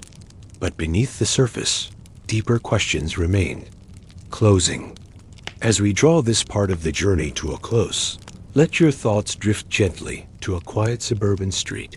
Sometime in the 1980s, a lawn sprinkler ticks softly. The scent of cut grass lingers. A child rides a bicycle with chrome handlebars. A woman folds laundry by a humming dryer. It is not the story of empires or armies. It is the story of life ordinary, consistent, changing in small ways. Through wars and protests, discoveries and disasters, the rhythm of American life continues gentle, steady, imperfect, and deeply human. The next part of our journey takes us into the uncertain twilight of the 20th century and the swirling, complicated dawn of the 21st. But for now, let your breath slow. Let the soft hum of history settle into the background. Let the past keep watch as you rest. From digital dawn to deep division minus 1989 to 2025, picture yourself standing beneath a quiet, starlit sky on the last day of the 1980s. Somewhere, a television glows softly through a window. Somewhere, it feels for a moment as if history is exhaling. A child falls asleep, clutching a stuffed bear. And somewhere, a family gathers to watch the news, where announcers speak with cautious hope of a new world emerging. As the 1990s begin, this unchallenged power brings with it new challenges, new uncertainties, and a new kind of transformation. The Berlin Wall is coming down. Early websites, text-heavy and slow. Chat rooms. A lull, suburban homes buzzed with the rhythm of cordless phones, VCRS, and weekend shopping trips. You've got mail. His presidency saw welfare reform, a balanced budget, and deepening globalization, but also scandal, culminating in his impeachment in 1998. Images flicker across the screen. People dancing atop the concrete, others chipping at the wall with hammers, families embracing after decades apart. The Cold War is ending. The Soviet Union teeters. For days, the skies were silent. For months, the nation mourned. Flags were everywhere. Strangers hugged. The economy shifted. Factories continued to close, but service jobs grew. In 2003, America invaded Iraq, citing weapons of mass destruction that were never found. Wall Street boomed. Muslim Americans faced suspicion and hate crimes. Civil liberties were quietly curtailed in the name of safety. The internet, once a tool of universities and government, began to seep into homes. Communism as a global force is receding, and America powerful, wealthy. Broadband replaced dial-up. Cell phones turned into smartphones. Facebook launched in 2004, YouTube in 2005, Twitter in 2006, the iPhone in 2007. A coalition led by the United States expelled Iraqi forces from Kuwait with minimal American casualties. Families sat silently together, each scrolling separately. Attention spans shortened. Arguments intensified. Empathy, for some, thinned. For many, it reaffirmed the belief that the U.S. the world felt smaller. For the second time in a century, Americans stood in breadlines, not in person, but online. In unemployment queues and foreclosure notices, many moved back in with parents. The gig economy expanded, not from freedom, but from necessity. Globalization accelerated. Goods moved across oceans with ease. Jobs, too. His presidency, however, was shaped by constraint and backlash. Could act swiftly and effectively in global affairs. But underneath the surface, many workers faced insecurity. Benefits shrank. Union power continued to erode. Wages stagnated for the working class. The digital public square was loud, relentless, often cruel. Women, people of color, students, and activists took to the streets and screens. Statues were questioned. History was debated. Confident appears to stand unopposed. Politics became tribal. Trust in institutions, media, government, academia eroded. Yet the 1990s, the digital frontier, it arrived quietly, slowly changing everything. Businesses digitized. Classrooms added computer labs. Newspapers went online. The 1990s began with a sense of possibility. The Persian Gulf War in 1991 was brief and decisive. Domestically, Imagine a bulky desktop computer humming softly in a corner room, a dial-up modem beeping and whirring, email for the first time. Technology didn't arrive with a bang. By the mid-1990s, the American economy thrived. Already divided, seemed to tear further. Joe Biden was inaugurated, promising healing and stability. But challenges remained. Inflation rose. The withdrawal from Afghanistan was chaotic. Political violence became more visible from the January 6th Capitol attack to threats against school boards and election workers. Still, the decade felt light. Pop culture thrived: grunge, boy bands, sitcoms, video games. Bill Clinton, elected in 1992, brought a message of centrist progress. But beneath the noise, life carried on. Millions marched. Knees were taken. Murals were painted. Statues were toppled. Still, the 1990s for many would be remembered as a golden decade, just before everything changed. September 11th and the post-9/11's world adapt and persist. Let your thoughts rest. The present hums quietly, and the future waits patient, unknown, and always unfolding. On a clear Tuesday morning in September 2001, America woke to horror.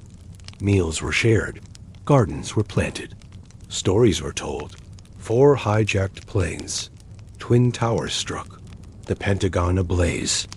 A field in Pennsylvania scarred with wreckage. Nearly 3,000 lives lost in one day. The September 11th attacks were seared into the collective consciousness, traumatic, surreal, unforgettable. But alongside grief came fear and swift action. The war on terror began. The U.S. invaded Afghanistan to dismantle al-Qaeda and remove the Taliban. The wars were long. Soldiers served multiple tours. Thousands of American lives were lost. Many more returned home, changed physically, emotionally, silently. At home, a new security state emerged. Airports transformed. Surveillance expanded. The Department of Homeland Security was created. The world had changed overnight. The digital explosion. As the war continued abroad, another revolution unfolded quietly at home. By the mid-2000s, the internet was no longer a novelty. It was a necessity. Suddenly, everything was connected. Photos were instant. News was constant. Opinions were shared in real time. Jobs shifted online. Retail transformed. Information and misinformation spread with equal speed. The digital age brought opportunity, convenience, and expression, but also exhaustion, distraction, and division. Children grew up staring into glowing screens. Technology promised connection, but it didn't promise understanding. The 2008 financial crisis and its shadows in 2008, the housing market collapsed. Banks that had lent recklessly failed. Millions of families lost their homes. Jobs vanished. Retirement accounts withered. The government responded with bailouts and stimulus packages. Wall Street recovered. But for ordinary Americans, the damage lingered. A generation of young adults, millennials, entered a broken job market. They delayed marriage, home buying, and starting families. Inequality deepened. And into this moment, a new political energy stirred. Hope and change, the Obama era. In 2008, Barack Obama was elected as the first black president of the United States. His election sparked celebration. Tears flowed on streets across America. He spoke of hope, unity, progress. The Affordable Care Act expanded healthcare. Financial regulations were passed. Troop levels abroad slowly declined, but opposition hardened.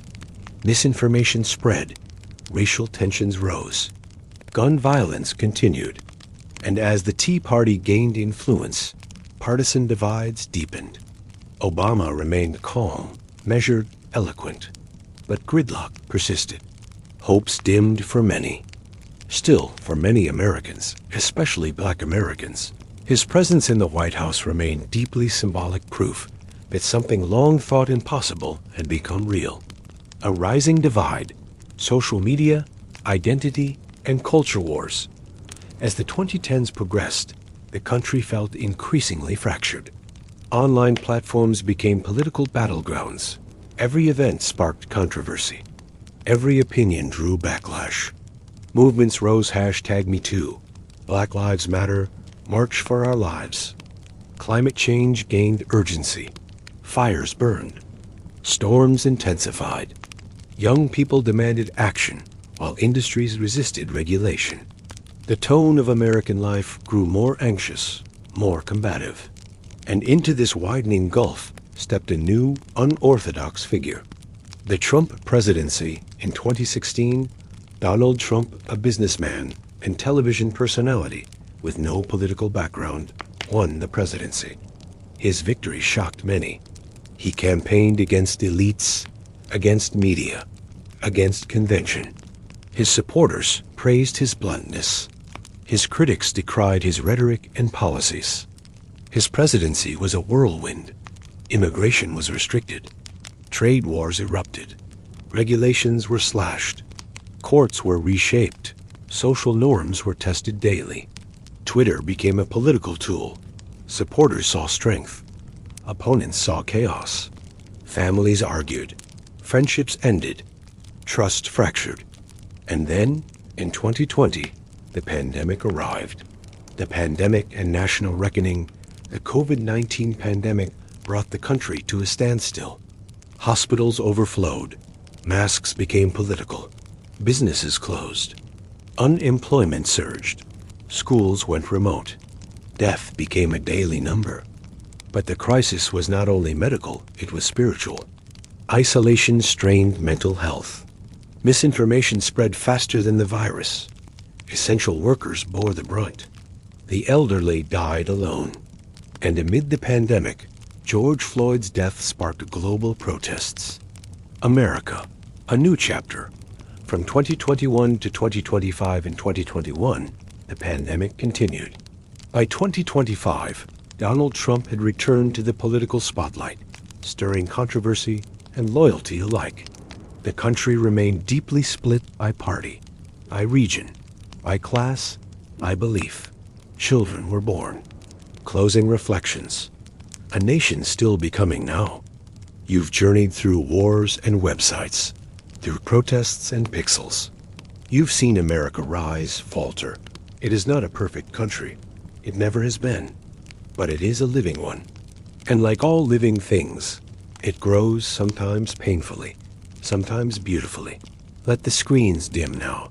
Let the headlines fade. Let the noise fall away. The past holds you gently. Sleep now in the soft shadow of history. The stories America tells itself founding myths, national identity, and the creation of we. Imagine yourself seated in a quiet room. A single candle glows softly, its flame flickering. Outside, the wind rustles leaves. In the hush, you open a small book, not of laws or facts, but of stories. These are the stories a nation tells about itself. Some are true, some simplified, some purposefully shaped. But all of them carry meaning. This is where we begin. The origins of national myth-making in the earliest days of the Republic. Americans were not yet sure what America was. There were 13 states, each with its own customs, its own heroes, its own anxieties. Jefferson's pen became sacred. Franklin became the image of wisdom and diplomacy. The Revolution was cast not merely as a struggle for independence, but as a moral crusade. The Constitution bound them together legally, but emotionally, something more was needed. A story, a shared sense of destiny. The Founding Fathers, despite their disagreements, helped forge that story. Paintings showed brave patriots crossing icy rivers, standing tall beneath fluttering flags. Over time, reality softened into legend. Washington became not just a general, but a symbol of restraint and virtue. Even in their own lifetimes, these men were mythologized. Even among white men, wealth and property still defined citizenship in the early years. School books told of Washington and the cherry tree. The phrase "we the people" was etched into marble and memory alike, and yet we was always contested. School children learned of hardy settlers, covered wagons, and golden prairies. Slaves were not included. Women were not included. Native peoples were largely erased from the story. The Trail of Tears left thousands dead. Buffalo herds were slaughtered. Reservations were imposed. And yet, in national memory, these stories were often softened, reframed. Still, the idea, the dream of liberty, of self-rule, of becoming something new, was powerful. And as America expanded, so too did its mythology. Manifest Destiny and the Westward Gaze by the 1800s, the national story turned west. Manifest Destiny, the belief that America was destined to spread from ocean to ocean, gripped the imagination. Painters depicted vast landscapes bathed in divine light. Pioneers were shown as brave, righteous, chosen. His Gettysburg Address was taught in schools, recited with reverence. The Emancipation Proclamation was celebrated, though actual equality would remain elusive. But the reality was more complex. Native peoples were forcibly removed, sometimes by treaty, more often by war. Slavery was minimized, statues rose, textbooks softened. Southern pride became entwined with nostalgia. Settlers were civilizing. Natives were vanishing. Railroads symbolized progress. Homesteads symbolized independence. The cowboy became an American archetype, stoic, rugged, solitary. Songs were sung. Films later made. Both often overlooked the voices of the enslaved, the freed, the silenced. These stories, romantic, selective, symbolic, helped forge a common identity, even as they obscured deeper truths. The Civil War and competing memories. The Civil War shattered the nation's self-image. They built railroads, dug canals, filled tenements, opened shops. Their accents, foods, and customs stirred both wonder and resentment. Holidays like Thanksgiving, part legend, part civic bonding, offered entry into the national fold. Brother fought brother. Over 600,000 people died. Cities burned. Presidents wept. The Union was preserved, but at staggering cost. Afterward, the question arose: how would the country remember? In the North, the story was one of preservation, of saving the Republic. Lincoln became martyr and messiah. In the South, a different story took hold: the lost cause. It painted Confederate leaders as noble, the war as tragic but honorable. These dual narratives shaped generations. One celebrated unity, the other defiance. And yet, amid the conflict of memory, a deeper current flowed. A belief in rebirth, that America could fracture, heal, and begin again. Kneeling during the anthem would later echo that impulse. For some, it was disrespect. For others, it was deeply American to challenge power, to demand inclusion. Immigration and the changing face of us. As the 19th century closed, millions of immigrants arrived on American shores. They came from Ireland, Germany, Italy, Russia, China, and beyond.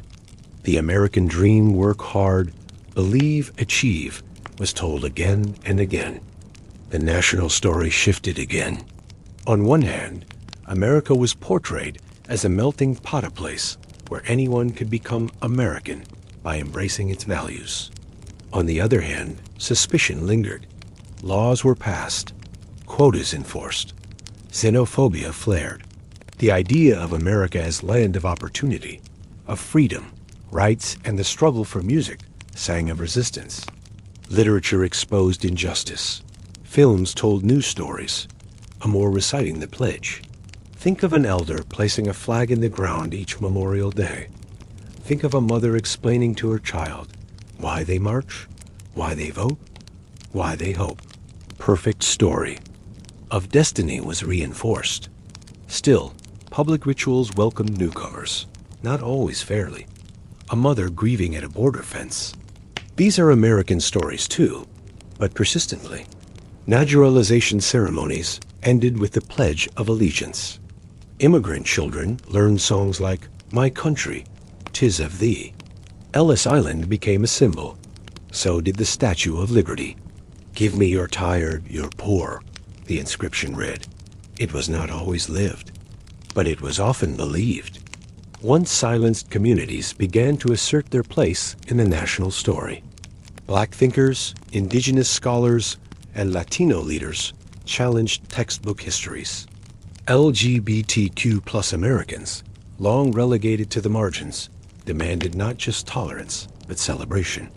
The pledge, the anthem, and the flag progress slowed. The struggle persisted. Boycotts.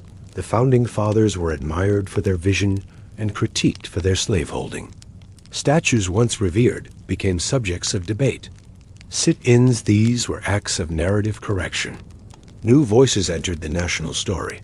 Rosa Parks, Malcolm X, Cesar Chavez, Dolores Huerta, a morning newspaper, an evening broadcast. Anchors like Walter Cronkite or Peter Jennings offered a shared lens on the day's events. Each generation brought new authors to the story. And with each voice, we will explore how the stories began to fracture, how unity was challenged by pluralism, by technology, by competing truths, and how America, in its ever-complicated identity, continues to search for a story that can hold all of its people. America's narrative grew more complex, less tidy, but more real. Debates flared on talk shows, school boards, and Senate floors. Should Independence Day reflect freedom or remember those it excluded? Harvey Milk, some proud, some pained. Myths can inspire. Quiet museum. They can also exclude. Humor, outrage, misinformation, inspiration all flooded the same channels. Hashtags sparked movements. Viral videos exposed injustice, celebrated beauty, and spread fury. But with time, with voices raised, with patience, they can also evolve, and so many others. Black historians challenged mainstream timelines. Veterans recorded their memories. Teachers uploaded lessons.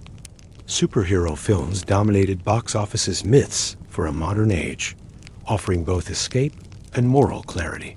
Throughout the 20th century, American identity was reinforced through ritual. Children recited the Pledge of Allegiance each morning. Flags were raised, hand over heart. National holidays honored fallen soldiers, founding fathers, and civic ideals, but they shape it. The Star-Spangled Banner became more than a song. It became a test of loyalty. Played at sporting events, sung at inaugurations, it merged patriotism with public life. When Colin Kaepernick kneeled during the anthem, it echoed across locker rooms, courtrooms, and Congress. Was it disrespect or protest? But even these symbols stirred debate. In the 1960s and 70s, burning the flag became protest. The flag, like the Constitution, was a mirror. It reflected back what each person brought to it: pride, pain, hope, anger. They conjured a past. For some, nostalgic. For others, exclusionary. Hollywood and the American dream. In the 20th century, a new storyteller emerged: Hollywood. To opponents, he was a threat to democracy, civility, and pluralism. Films became vehicles of identity. Westerns glorified pioneers. War movies praised sacrifice. Musicals idealized small-town life. Even during times of hardship, depression, war, recession, Hollywood offered escape and reassurance. Heroes triumphed. Justice prevailed. Romance blossomed. Competing truths television followed suit. You see a gallery of paintings iconic, familiar. Washington crossing the Delaware. Lincoln seated in marble. Rosie the Riveter. The flag on the moon. A firefighter at Ground Zero. Each image carefully lit. Each offering a version of America. Sitcoms reinforced family values. News anchors became trusted voices.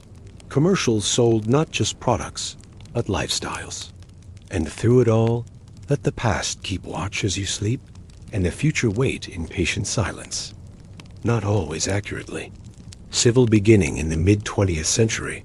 A new chapter was written not by presidents or generals, but by citizens demanding inclusion. The civil rights movement challenged the national myth. How could a nation of freedom allow segregation? How could a land of opportunity deny access by race or gender? Marcia's art reflected the change, yet backlash followed. Still, closing reflection, the stories we keep, let your mind soften now. Think of a child in a quiet classroom. Stories do not always reflect reality. America has always been a nation of storytellers, some honest. In the next part, fractured reflections. Imagine yourself walking slowly through a large, on one side of the hallway, but now, as you continue walking, the gallery changes. New artworks appear. More abstract, more voices. A protest in Selma, a reservation landscape, a pride parade. And some are difficult, some are joyful, some feel incomplete. Welcome to the story of America, as it enters its most reflective, most pluralistic era yet. Identity politics and expanding narratives. As the 1980s and 1990s unfolded, America grew increasingly aware of the power and tension of identity. Race, gender, class, sexual orientation, religion, ability, all became focal points in public conversation. The term identity politics emerged not as a tactic, but as recognition that who you were shaped how you experienced America. Feminism entered a third wave, with deeper focus on intersectionality. This did not erase older stories, but it complicated them. Columbus Day met Indigenous Peoples Day. Thanksgiving prompted deeper questions. For some, this shift felt like progress. For others, it felt like erasure. And so, tension deepened not just about what America was, but about whose America it truly had been. The rise of partisan media and echo chambers. In earlier generations, news came from a few trusted sources. But by the 1990s, that consensus began to splinter. Cable news expanded. Talk radio surged. And then the internet arrived. Suddenly, Americans could curate their own truths. Conservative or liberal. Secular or religious. Nationalist or globalist. Each identity found its own information bubble. Facts became debatable. Trust in media declined. The shared story of America began to fragment. Algorithms quietly shaped belief. News feeds became walls. Comment sections replaced front porches. A sense of common narrative, already fragile, slipped further away. By the 2010s, people not only disagreed on opinions, but on the very facts that shaped them. Memory wars and historical reckonings. Across college campuses, civic groups, and digital spaces, a cultural reckoning unfolded. Who deserves a statue? What belongs in a curriculum? Should names be changed? Should apologies be made? Some resisted, others insisted. The 1619 Project reframed American history around the institution of slavery. Critics called it revisionist. Supporters called it necessary. Even holidays became battlegrounds. Should we celebrate Columbus or mourn colonization? It was not merely political. It was emotional. Because memory shapes identity, and identity shapes belonging. Still, amid the clashes, something new was forming. A generation was growing up fluent in complexity, aware of contradiction, able to see heroes as flawed and systems as both liberating and limiting. The American story was no longer singular. It was mosaic. The internet as a national mirror. With the rise of social media, American identity moved onto screens. People curated their lives. Debates played out in real time. Memes replaced essays. The internet offered voice, but not always clarity. Algorithms amplified anger. Nuance was lost. Empathy strained. And yet the internet also democratized storytelling. Indigenous TikTok creators shared traditions. The national story moved faster, but it also became more layered. Pop culture and the national mood. Meanwhile, popular culture continued to reflect and shape identity. Shows like The West Wing imagined noble politics. Others, like The Wire, revealed gritty truths. Music told parallel stories. Hip-hop chronicled urban struggle. Country music honored rural pride. Indie folk sang of alienation. Gospel uplifted. Pop sparkled. Each song, each series, each artist contributed to the story of what it meant to be American. And sports carried symbolism, too. Once again, identity divided perception. Trump, culture, and the return of a simple story Donald. Trump's rise in 2016 marked a return for some to a simpler national narrative. One of greatness lost, of outsiders threatening order, of a time before complexity. His slogans, "Make America Great Again," were as much about memory as about policy. He criticized media, mocked institutions, and rewrote political norms. And he polarized. To supporters, he was a warrior against political correctness, a champion for forgotten Americans. But more than anything, he was a storyteller, relentless, repetitive, effective. He told America a version of itself, and millions listened, reclaiming the we in we the people. Amid division, many Americans still searched for unity. Civic education grew. Libraries hosted community dialogues. Museums reimagined exhibits. Filmmakers sought nuance. Teachers taught critical thinking. And ordinary people teachers, nurses, veterans, immigrants, farmers, teenagers continued living stories of resilience, kindness, quiet service. The idea of America persisted. Not perfect, not complete, but possible. The question was no longer just, what is the American story? But can we tell it together? A story that includes the enslaved and the founders, the protester and the soldier, the pilgrim and the refugee, the anthem and the kneel. Not a story that erases conflict, but one that contains it. Closing reflections. A story still being written. Now let your eyes grow heavy. The gallery is quiet once more. The paintings still hang old and new, side by side. Some are unfinished. Some are smudged. Some shimmer softly in the candlelight. The story of America is not a single painting. It is a shifting mural with new colors added each day. It has contradictions that can coexist. It has pain and joy and the power to change. You are part of it simply by listening, by remembering, by resting in its rhythm. Let the noise fade now. Let the echoes of history rock you gently. Power in the people. America's elites and everyday lives, the quiet reach of the powerful imagine. Yourself walking across a field in the early morning light. The grass is cool with dew. Birds stir in the distance.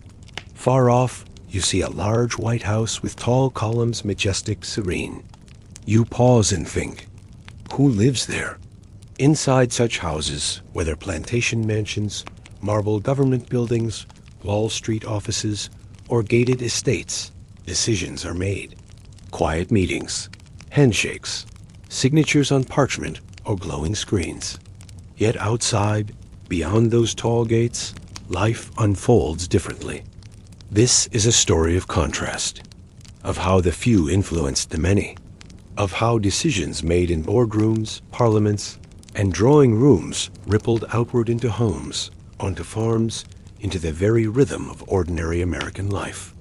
They drafted constitutions and formed institutions, but often left large swaths of the population without a voice. Founding elites and the shape of the nation. From the beginning, America was a land of aspirations and contradictions. The founding fathers spoke of liberty and equality, but most were wealthy landowners. Many, especially in the South, owned slaves. Yet even within these limits, they laid the groundwork for something enduring. They created checks and balances, systems of representation, and the idea, however imperfect, of governance by consent. Decisions made in state houses echoed into distant cabins, determining taxes, wars, and rights. Still, power was concentrated. Ordinary farmers in the countryside might never see a senator. Enslaved people had no legal personhood. Women were excluded. The rise of political aristocracies. They read about decisions in newspapers, heard gossip in taverns, and lived by the laws others created. His presidency, while controversial, marked a shift toward populist rhetoric. More white men gained the right to vote. Party machines arose, inviting, even manipulating the masses into political life. In the early republic, certain families became political dynasties. The Adams family in Massachusetts, the Lees in Virginia, the Livingstons, Hamiltons, and Biddles wealthy, connected, educated. Politics was a gentleman's game, waged with letters, alliances, and occasional duels. Ordinary Americans, blacksmiths, weavers, sailors, had little access to these circles.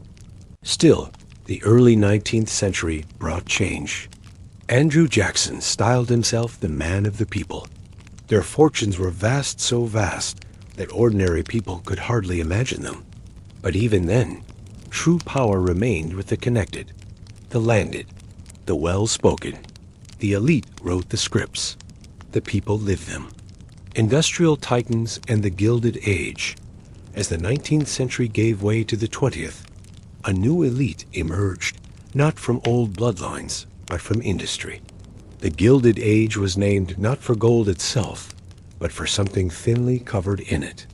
The Haymarket Affair, Homestead Strike, Pullman strike moments when ordinary people pushed back against concentrated wealth and power.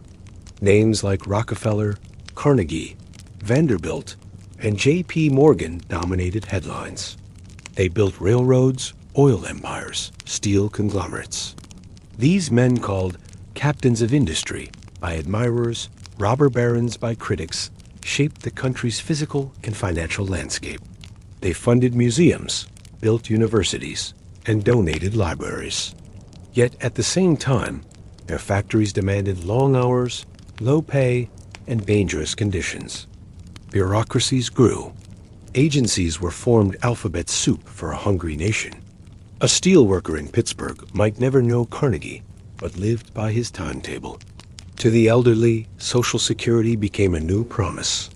A Pullman employee might never meet the rail magnate, but slept in his company town.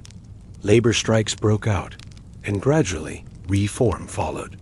The Progressive Era brought regulations, trust-busting, and a growing awareness that unchecked power, whether political or economic, could imperil democracy.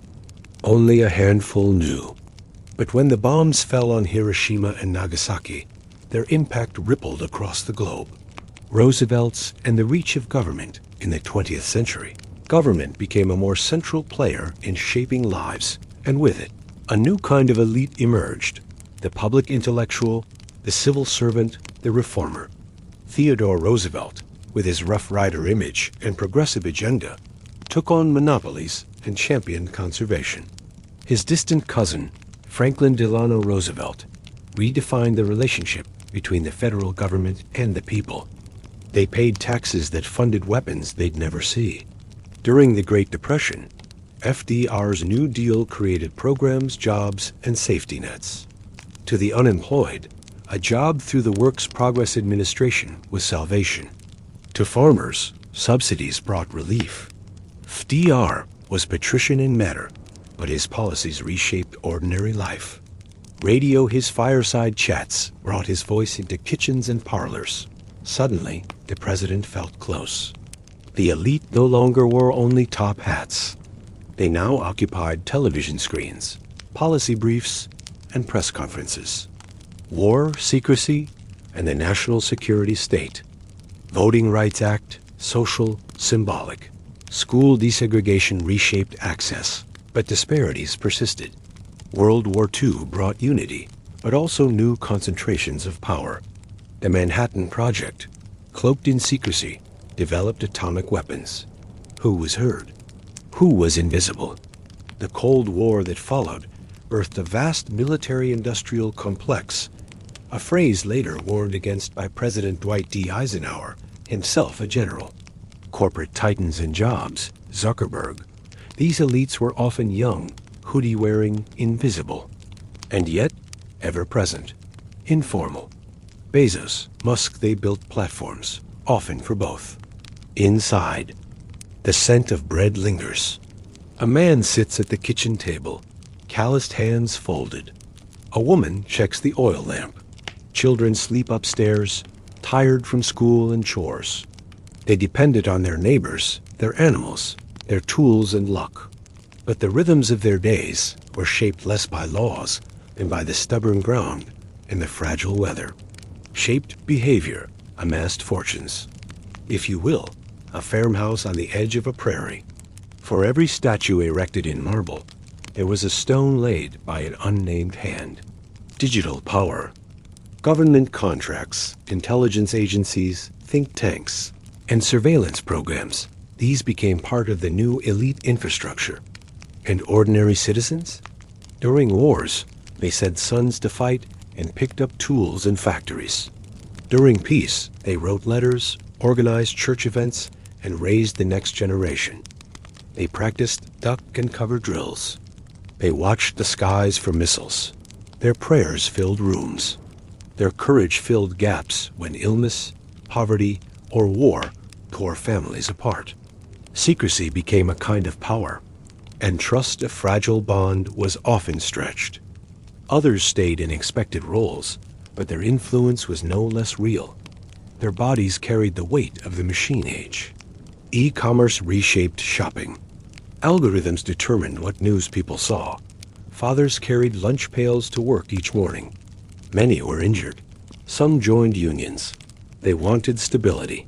Tagalog, Arabic, and countless others. A roof, and the language they adapted. They taught their children English while speaking their mother tongues at home.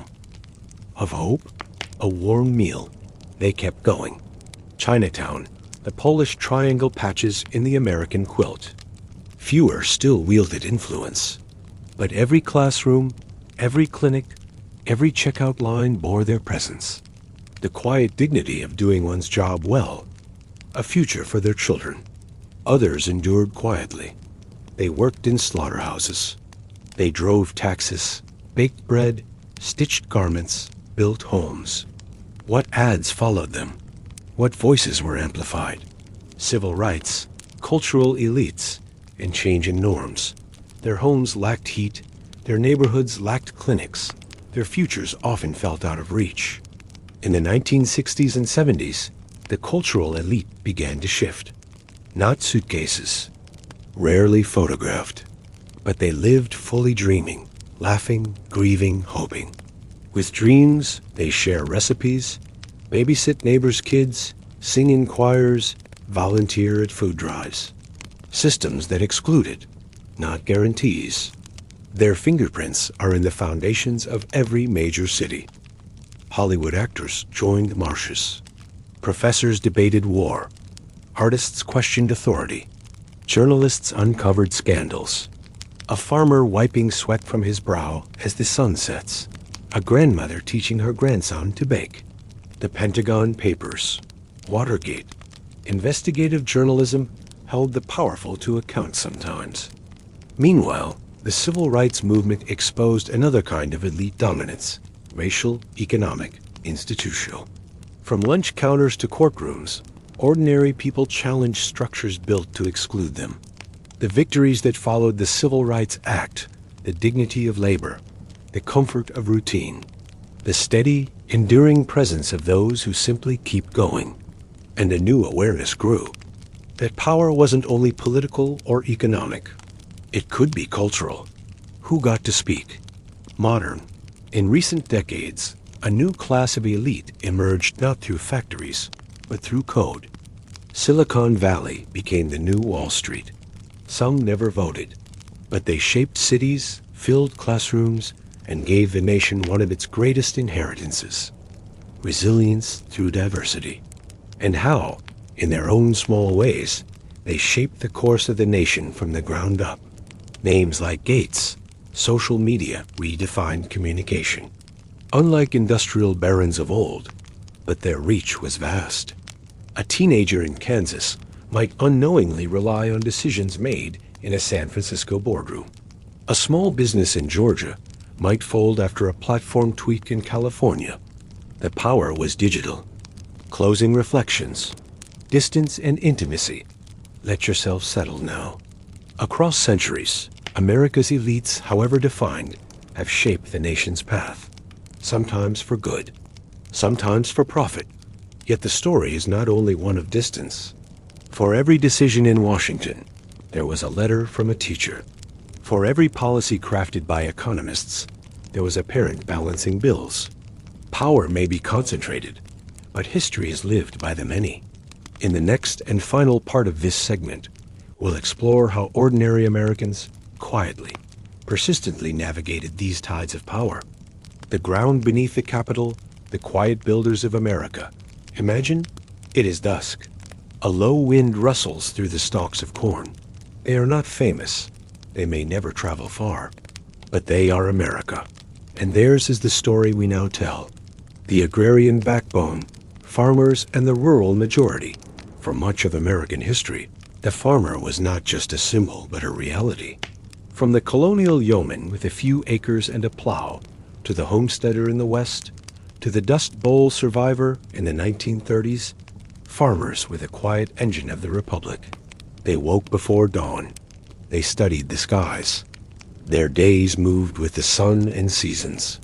Government policy affected them, of course. Tariffs, railroad rates, subsidies, land grants. Many lived without electricity well into the 20th century. Some read by kerosene light. Others learned from worn books passed down over generations. In war, they fed soldiers. In peace, they fed cities. They knew scarcity. They knew self-reliance. And their values, honesty, hard work, endurance, came to define much of the American character. Even as cities grew, the image of the farmer persisted, rooted, resilient. Mothers, daughters, and invisible labor inside homes and outside them. American women shaped family, community, and continuity, often without recognition. They canned fruit, mended clothes, taught reading, tended gardens, nursed the sick. The unpaid work of women formed the foundation upon which towns rested. In every era, some challenged knowing suffragists, educators, nurses in wartime. The phrase, "behind every great man," rings familiar. But in truth, they were beside them, or in front, or entirely separate. They passed down recipes, lullabies, family stories, oral traditions that quietly preserved history in ways no archive ever could. Their handwriting filled diaries. Laborers and factory hands, the working heartbeat as America industrialized. Another kind of everyday life took hold, the shift worker, the machinist, the miner. They walked through factory gates before sunrise. They operated looms, assembled cars, pressed steel. Few got rich. The American labor movement emerged not from lofty ideals, but from long hours, aching backs, and silent sacrifices. In cities, tenements housed entire families in a few cramped rooms. Children fetched water. Mothers took in laundry. They were not seeking glory. They built skyscrapers they would never enter. They laid roads they would never drive. Immigrants' America's streets have always echoed with foreign tongues polish, Italian, Yiddish, Mandarin. Immigrants arrived with bundles. They opened corner stores. They faced suspicion. Signs that read, "No Irish need apply." Laws that barred Chinese workers. Policies that deported. And yet they stayed. They created neighborhoods, Little Havana. They celebrated old holidays and adopted new ones. They ate unfamiliar foods, wore unfamiliar clothes, and learned unfamiliar rules. And through it all, some never learned English. Teachers, nurses, clerks, and quiet professionals. Not all ordinary Americans labored with their hands. Many worked in schools, hospitals, offices, and city halls. Teachers taught generations to read, to count, to imagine. Often underpaid, always essential. Nurses offered calm hands in chaotic wards. clerks kept records. Librarians preserved knowledge. These were the unseen threads in the national fabric, the ones who held the scenes together. They navigated bureaucracy, served strangers, gave more than they took. Few earned recognition. They were the faces of decency. Soldiers and their families. Duty without decision America fought many wars. But it was not the senators or CEOs who went to the front lines. It was the private from Iowa, the corporal from Mississippi, the medic from Detroit. They followed orders, not strategies. They boarded ships, not policy meetings. And waiting at home, wives, children, parents counted days, read telegrams, sent care packages, lit candles in windows. Some never returned. Others came back changed. And still, the nation moved forward, buoyed by the quiet endurance of those who bore the burden. The poor, the forgotten, and the marginalized. Not every American found opportunity. Many found only struggle. Sharecroppers in the South, displaced families in the Dust Bowl, inner city youth caught in cycles of poverty, rural poor left behind by industry's flight. They worked multiple jobs, skipped meals, relied on neighbors. Still, they found moments of joy, community gatherings, church choirs, neighborhood picnics, resilience where others saw despair. They are rarely quoted. The resilient spirit of the ordinary. When presidents change, policies shift. But the rhythm of life continues in kitchens, fields, clinics, and classrooms. Ordinary people adapt. They sigh, they adjust, they keep going. They show up on rainy mornings. They help strangers change tires. This quiet heroism without medals, without applause, is the core of the American story. Closing reflections. The hum of the nation now. Rest your thoughts. Picture a grocery clerk scanning items with care. A janitor humming softly in an empty hallway. These are not the faces on monuments, but they are the lifeblood of the country. America's story has never belonged solely to its elite.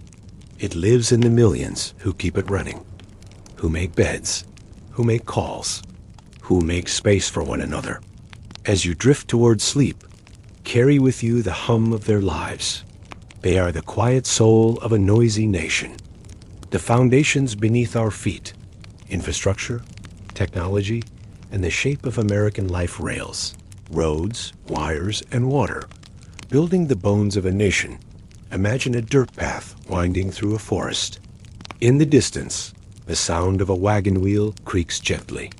A rider passes by, tipping his hat to no one in particular. Then covered in asphalt, power lines appear. A gas station opens, then a traffic light, then a billboard, then noise, with rails, with pipes and wires, with the steady hum of human effort. Above, birds call lazily through the trees. It is quiet, peaceful, slow. Now imagine that path, years later, paved with gravel, then widened. This is the story of how America built itself, not with grand declarations, but with roads. They connected villages, trade centers, and sacred sites. Early pathways, from native trails to colonial roads, long before the first pavement was poured, the land was traced with roots. Indigenous peoples knew the terrain intimately. Their trails followed rivers, hugged mountain bases, crossed plains. When colonists arrived, they often followed these paths, expanding them, renaming them, carving them deeper into the soil. Early colonial roads were rough, muddy, narrow, warm. Travel was slow, uncomfortable, and dangerous. Horse-drawn carts struggled through thick forests and rutted terrain. Still, these roads mattered. The Erie Canal, completed in 1825, became a marvel linking the Great Lakes to the Hudson River, and thus to the Atlantic. Taverns dotted the way. The rhythm of the road became a rhythm of life. They connected towns. They enabled trade. They carried letters, goods, and news. Stagecoach routes emerged. The canal era and the power of water In the early 19th century, America turned to its rivers. Canals were dug with hand tools, pickaxes, and sweat. By 1869, the Transcontinental Railroad was complete, linking east and west at Promontory Summit, Utah. But the real change came later in the quiet hum of freight, the screech of brakes, the long, rhythmic rattle of wheels on rails. Boats, pulled slowly by mules along towpaths, carried grain, lumber, textiles. Towns sprang up along the water. Markets expanded. Prices dropped. The canal was slow, but steady, predictable, a thread of commerce winding through the wilderness. And yet, even as water carved a path, something else stirred something faster. Iron and steam. The rise of the railroad arrived not with a bang, but with a whistle. Steel rails stretched across hills, valleys, rivers. Locomotives chugged and hissed, trailing plumes of white smoke. At first, only the wealthy could afford it. Then factories, then storefronts, then homes. By the 1850s, thousands of miles of track crisscrossed the east. Golden spikes marked the moment. Railroads brought settlers west. They brought coal east. They shrank the country not in size, but in time. And they were not just transportation. They were power. Rail magnates controlled vast empires. Towns lived or died by their access to the tracks. Farmers depended on rates they could not control. Still, the trains ran, and the land changed. Electricity and the night sky. Imagine your home, lit only by oil lamps. Now imagine the first bulb flickering to life. A warm yellow glow. No smoke, no flame, just light. Electricity spread slowly city by city, neighborhood by neighborhood.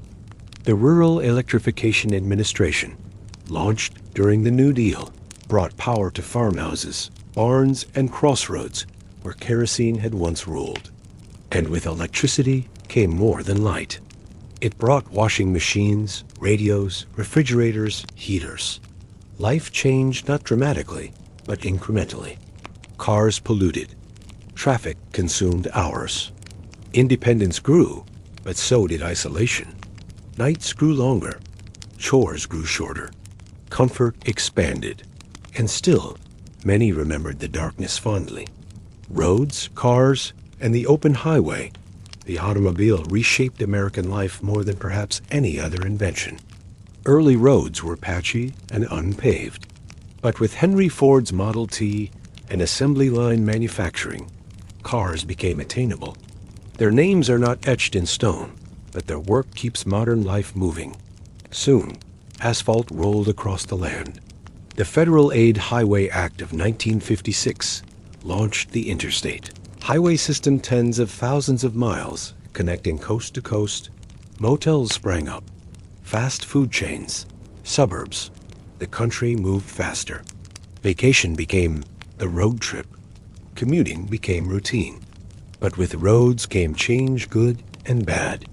Highways cut through neighborhoods, displacing families. Still, the car became part of American identity. Freedom behind the wheel. The horizon always just ahead. Pipes, sewers, and the hidden networks against time. Beneath every street runs a second city. Pipes carry water in and waste out. Cables transmit signals. Sewers prevent disease. Gas lines heat homes. These networks are invisible but essential. Plumbers, engineers, utility workers. These quiet professionals maintain the arteries of civilization. Infrastructure is often noticed only when it fails: a burst pipe, a blackout, a pothole. But in its silence lies its genius.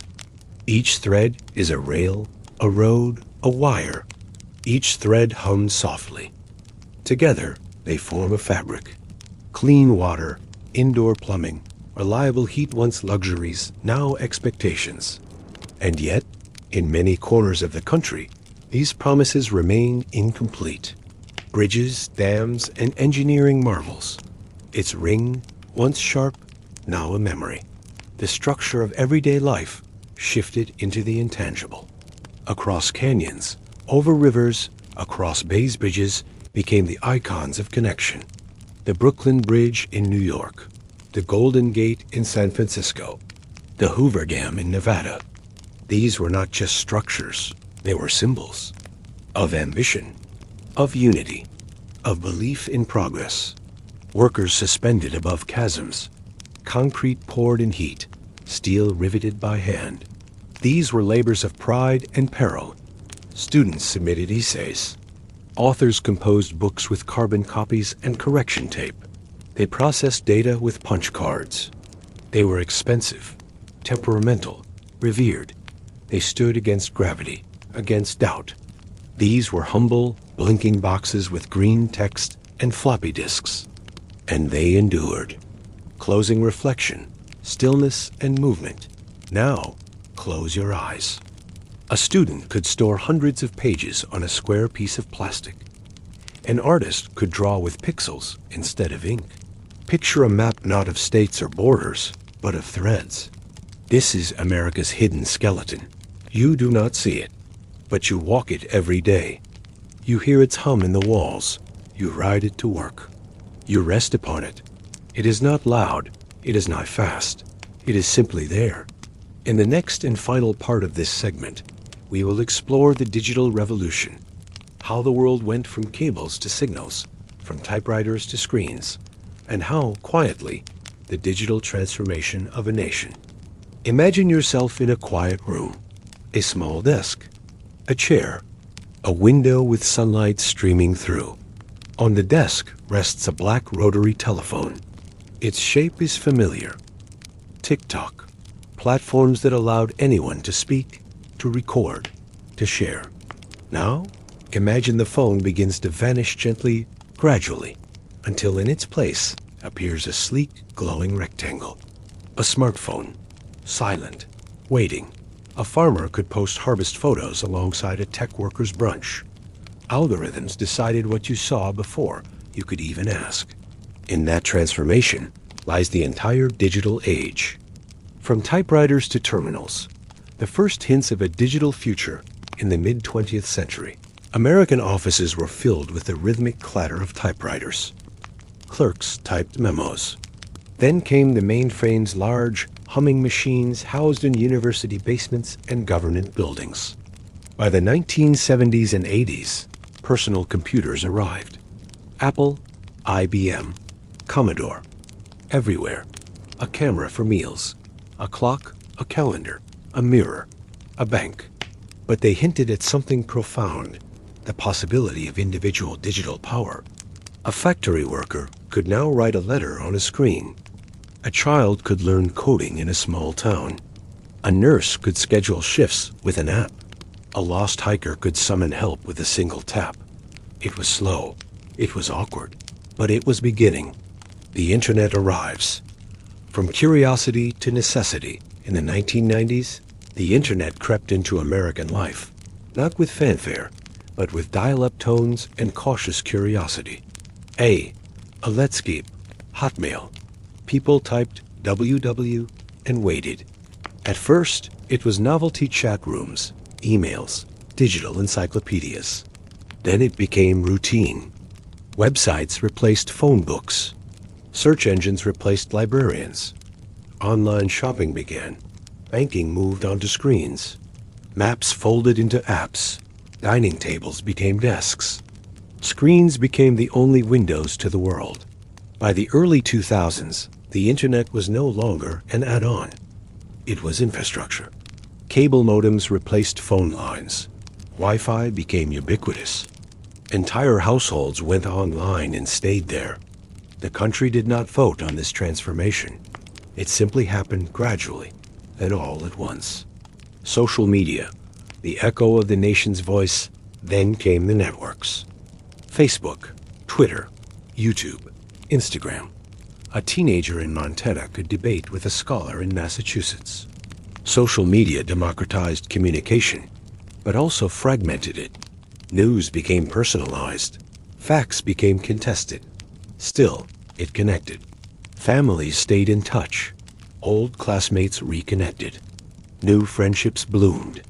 Communities formed across time zones and borders, and the nation's internal conversation, once filtered through journalists and officials, became noisy, passionate, and immediate. Smartphones, the world in a pocket. The phone that once sat patiently on the hallway wall evolved into something more, a portal. With the rise of smartphones, Americans carried the internet with them. They built websites, edited podcasts, answered customer service chats. Text messages replaced letters. GPS replaced folded maps. Streaming replaced radio. Each device was a flashlight in the dark, a companion on commutes.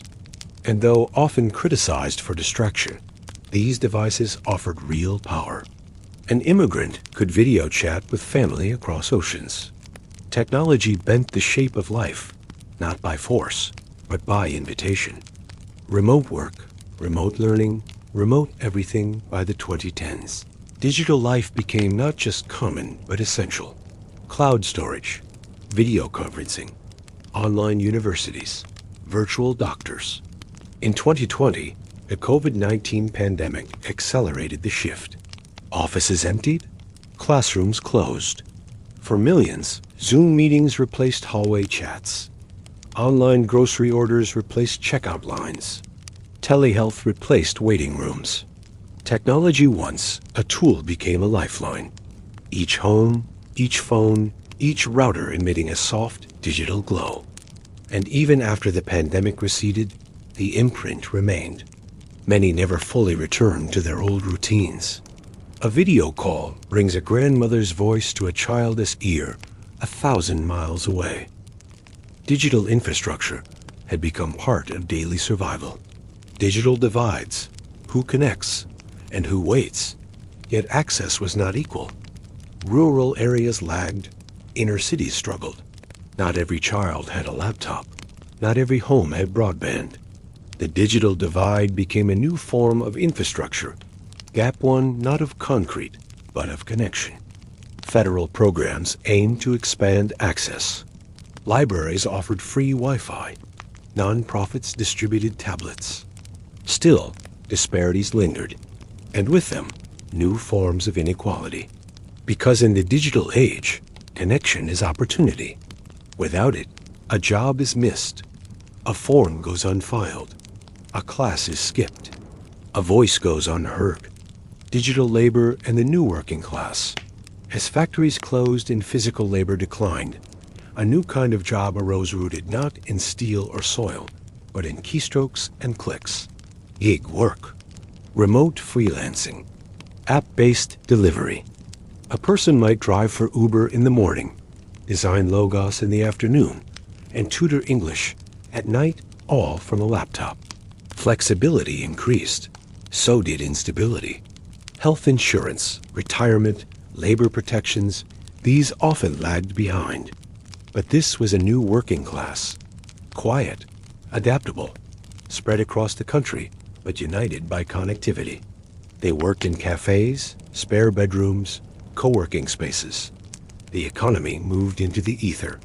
And with it, a new infrastructure emerged not of roads and wires, but of platforms and protocols. Artificial intelligence, automation, and the whisper of the future. As the 2020s unfolded, new technologies whispered promises and warnings. Artificial intelligence began to write text, compose music, analyze contracts. Automation expanded into warehouses, hospitals, even journalism. Many wondered, what jobs would remain? What skills would endure? Yet history offered perspective. Technology displaces, but it also creates. The printing press disrupted scribes. The steam engine displaced horses. And yet new roles, new crafts, new identities arose. The question was not whether technology would advance, but whether the human spirit would keep pace. And quietly, it always had. Closing reflections. The invisible nation now? Breathe deeply. Picture the country not in states or cities, but in pulses. Messages travel unseen. Thoughts cross borders in seconds. This is America's newest infrastructure. It has no tracks, no bricks, no sound. but it carries the nation's dreams, its questions, its stories. As you drift toward sleep, know that beneath you are not just foundations of stone and wire, but waves of light, signals of thought, pulses of connection. The land remains. The roads still stretch, but above them hums a quiet network of minds, linked, listening, dreaming. A gentle reflection. From then to now, the long road behind us, imagine standing at the edge of a hill as twilight settles. Below you lies a winding trail long, meandering, uneven. It stretches across mountains, over rivers, through thick forests and empty plains. The path is lined with invisible memories. Gentle whispers of voices long gone float on the breeze.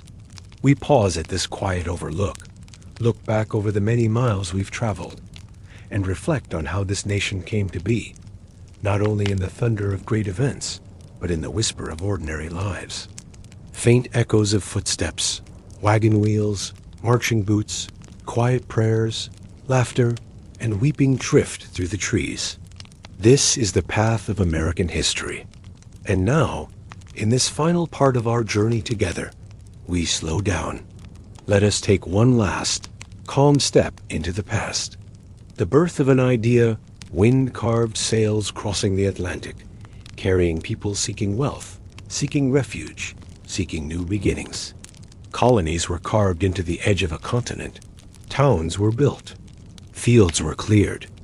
The Declaration of Independence was signed not with the flourish of victory, but with the trembling courage of those who knew failure could mean death. And with them came new languages, new customs, new tensions. Not for all. Fragile beginning, but it endured. At the start, there was no United States. There was only land. Vast, fertile, forested, and free in the way that land untouched by borders or barbed wire always is. Uncertain, laws were passed, but the foundations shook often. People lived their lives. Farmers planted. Blacksmiths shaped iron. Children learned to write with slate and chalk. Church bells rang. Goods were bartered. And deeply divided, the Constitution was a bold experiment. The ink was barely dry when arguments broke out about power, representation, taxation, and slavery. Stories and the shadow each compromise frayed the national fabric of division and ambition. The country grew. For millennia, it was shaped and known by native peoples, those whose names would often be erased, but whose knowledge remained embedded in the soil, the rivers, and the stars. Then came ships. It was whispered first in taverns and pulpits, then printed in pamphlets and debated in assembly halls. What does it mean to be governed? What does it mean to resist? Telegraphs sent messages across the continent. Factories filled with immigrants working long hours for little pay. The question remained, what kind of country would emerge? Muckraking journalists revealed the underbelly of progress. What does it mean to belong? The idea of freedom did not arise all at once. In 1776, those questions became statements. A war followed. It was brutal. Cold winters at Valley Forge, betrayals, hardships, uncertainty. Yet somehow it ended, and the idea survived. Not perfectly. 1,929 banks failed. Dust storms swept the plains. Red lines grew, trenches, gas masks, letters home. When it ended, there was celebration and trauma, dependent on enslaved labor. But beneath the glamour lay tension. Fields became graveyards. The early republic was small, Antietam. Freedmen voted. Black leaders held office. Schools opened. But progress was met with resistance. Jim Crow laws rose. Segregation became institutionalized. Appomattox. Presidents were chosen. Still, Civil War and its aftermath. And slowly, the Louisiana Purchase. The Lewis and Clark Expedition. Settlers moving west, guided by stars. But this growth came with a cost. Native nations were displaced. Treaties were broken. cultures were silenced. The land was reshaped. So were its people. Into computers, the Cold War's final days, September 11th, and the beginnings of the 21st century. Expansion.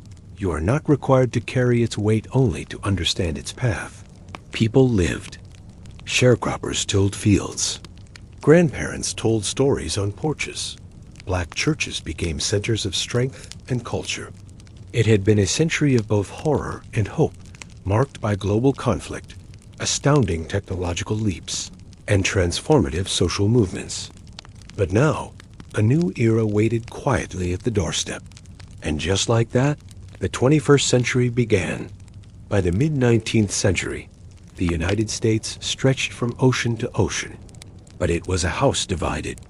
The North was industrializing, cities rising, factories humming, canals and railroads cutting across states. The South remained agricultural. The so-called Y2K bug had inspired widespread concern. Would computers fail? Would grids go dark? Would banking systems collapse? Debates over slavery grew louder. The Missouri Compromise, the Fugitive Slave Act, the Dred Scott decision.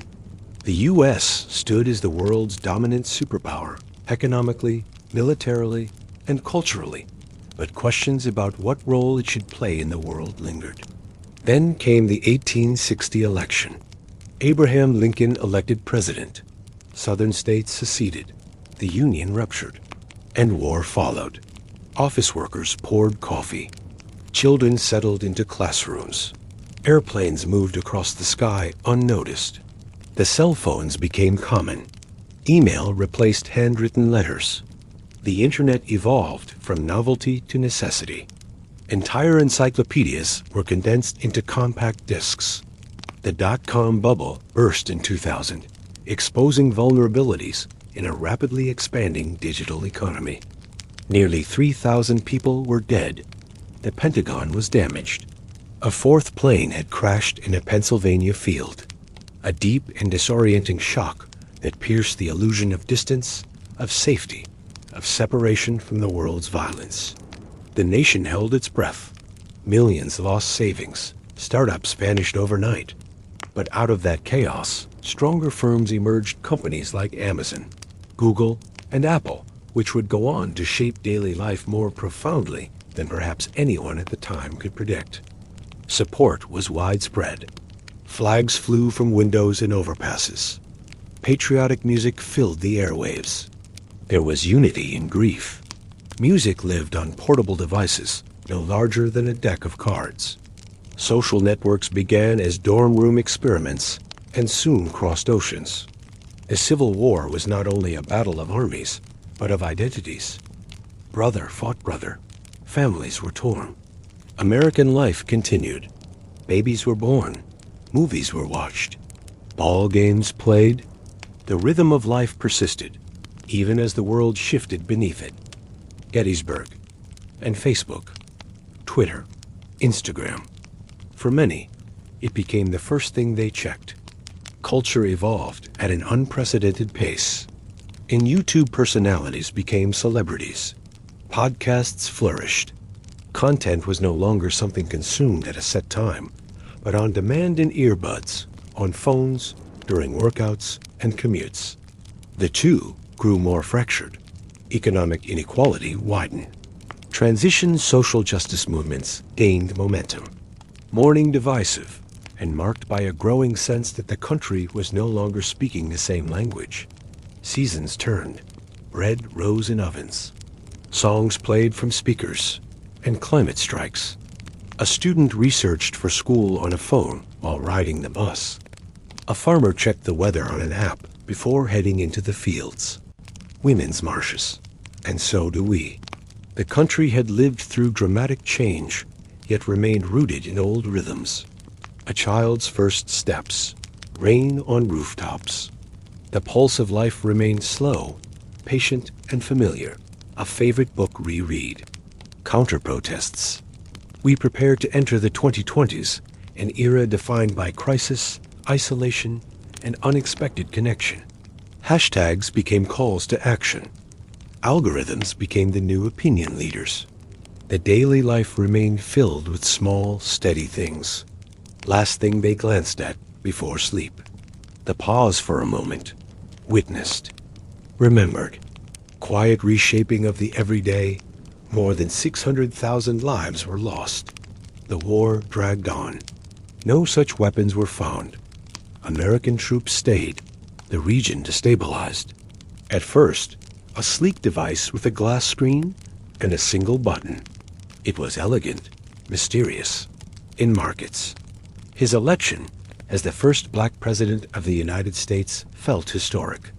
A moment of pride, of progress, of possibility, and revolutionary. They were curiosities. People carried cameras, calendars, dictionaries, and entire libraries with them. Great Recession and economic memory apps appeared. Then notifications. Major banks teetered. The stock market plunged. Words like foreclosure, bailout, and recession filled headlines. Then algorithms. Then conveniences. Then necessities. Lives were lost, not only in uniform, but among civilians. Homes were turned to rubble. Trust was strained. When it ended in 1865, Reconstruction began. The term pre-9/11s began to define an era that now seemed distant, even innocent. Celebrations streamed from living rooms. Retirement accounts shrank. Confidence wavered. Still, industrialization and the turn of the century, the late 1800s, saw massive change. Recovery was uneven. Some regained what was lost. Others never did. Railroads linked distant cities. Cities grew vertically. Elevators, electric lights, streetcars. Labor strikes occurred. Unions formed. Child labor was debated. Meanwhile, the U.S. looked outward. The Spanish-American War, acquiring overseas territories. Yet for many, life remained local. Front porches, local baseball games, ice wagons delivering cold blocks, canning fruits for winter, quilts stitched with care. The hum of progress never drowned out the rhythm of daily life. The world wars in shifting power in 1917, the United States entered World War I. The 1920s danced forward flappers, jazz, radios, and speakeasies. Then came the crash. Franklin Roosevelt's New Deal built roads, dams, and hope. Then, in 1941, Pearl Harbor. World War II changed everything. Men fought in Europe and the Pacific. Women worked in shipyards, ration books, war bonds, victory gardens. When the war ended in 1945, America emerged stronger economically, militarily, and psychologically. The baby boom began. Suburbs spread. Television flickered into homes. But not all was peaceful. The civil rights era and social movements, the 1950s and 60s, brought demands for justice. Montgomery, Little Rock, Birmingham, marches, sit-ins, speeches. Martin Luther King Jr. spoke of dreams. Rosa Parks refused to move. Students walked out. Protesters crossed bridges. The Civil Rights Act, the Voting Rights Act. Progress came haltingly, painfully, bravely. Meanwhile, the Vietnam War raged. Dissent grew. Music changed. A counterculture emerged. The moon landing in 1969 offered a rare moment of unity. But the road was still uneven. Watergate, oil crisis, economic stagflation. Yet Americans endured. They built homes, celebrated birthdays, tended gardens, voted, prayed, rested. Closing thoughts for Part 1 now. Pause. Breathe. We have walked through centuries, through struggle and celebration, through growth and loss, and still the trail continues. In the next part, we step into the modern age. Let the past rest softly beside you, and in understanding, find peace. The edge of a new century. The 20th century, once so modern and brimming with promise, began to dim as the year 2000 approached. As the clocks prepared to strike midnight on the final day of 1999, There was both anticipation and anxiety. But when the sun rose on January 1st, 2000, the world remained intact. The lights stayed on. Planes did not fall from the sky. The new millennium. A world in transition. The early years of the 2000s were filled with contrasts. On the surface, life in America was growing more digital, more connected, more comfortable. Yet beneath this buzz of innovation, deeper shifts were unfolding. The economy, while booming in many sectors, was growing uneven. Meanwhile, American culture was in flux.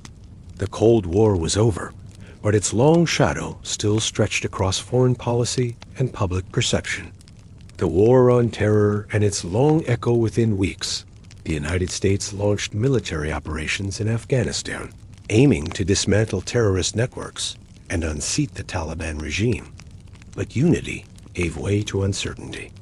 In 2003, the U.S. invaded Iraq under the belief that Saddam Hussein possessed weapons of mass destruction. Back home, the ripple effects were subtle but enduring. Airport security transformed. Government surveillance expanded. New agencies were born, like the Department of Homeland Security. And through it all, people married. Technology. If war and terror redefined foreign policy, it was technology that quietly redefined daily life. By the mid-2000s, smartphones began appearing tiny computers that fit in a pocket. The first iPhone appeared in 2007. Suddenly, social media transformed from niche platform to digital town square. Families shared baby pictures in real time.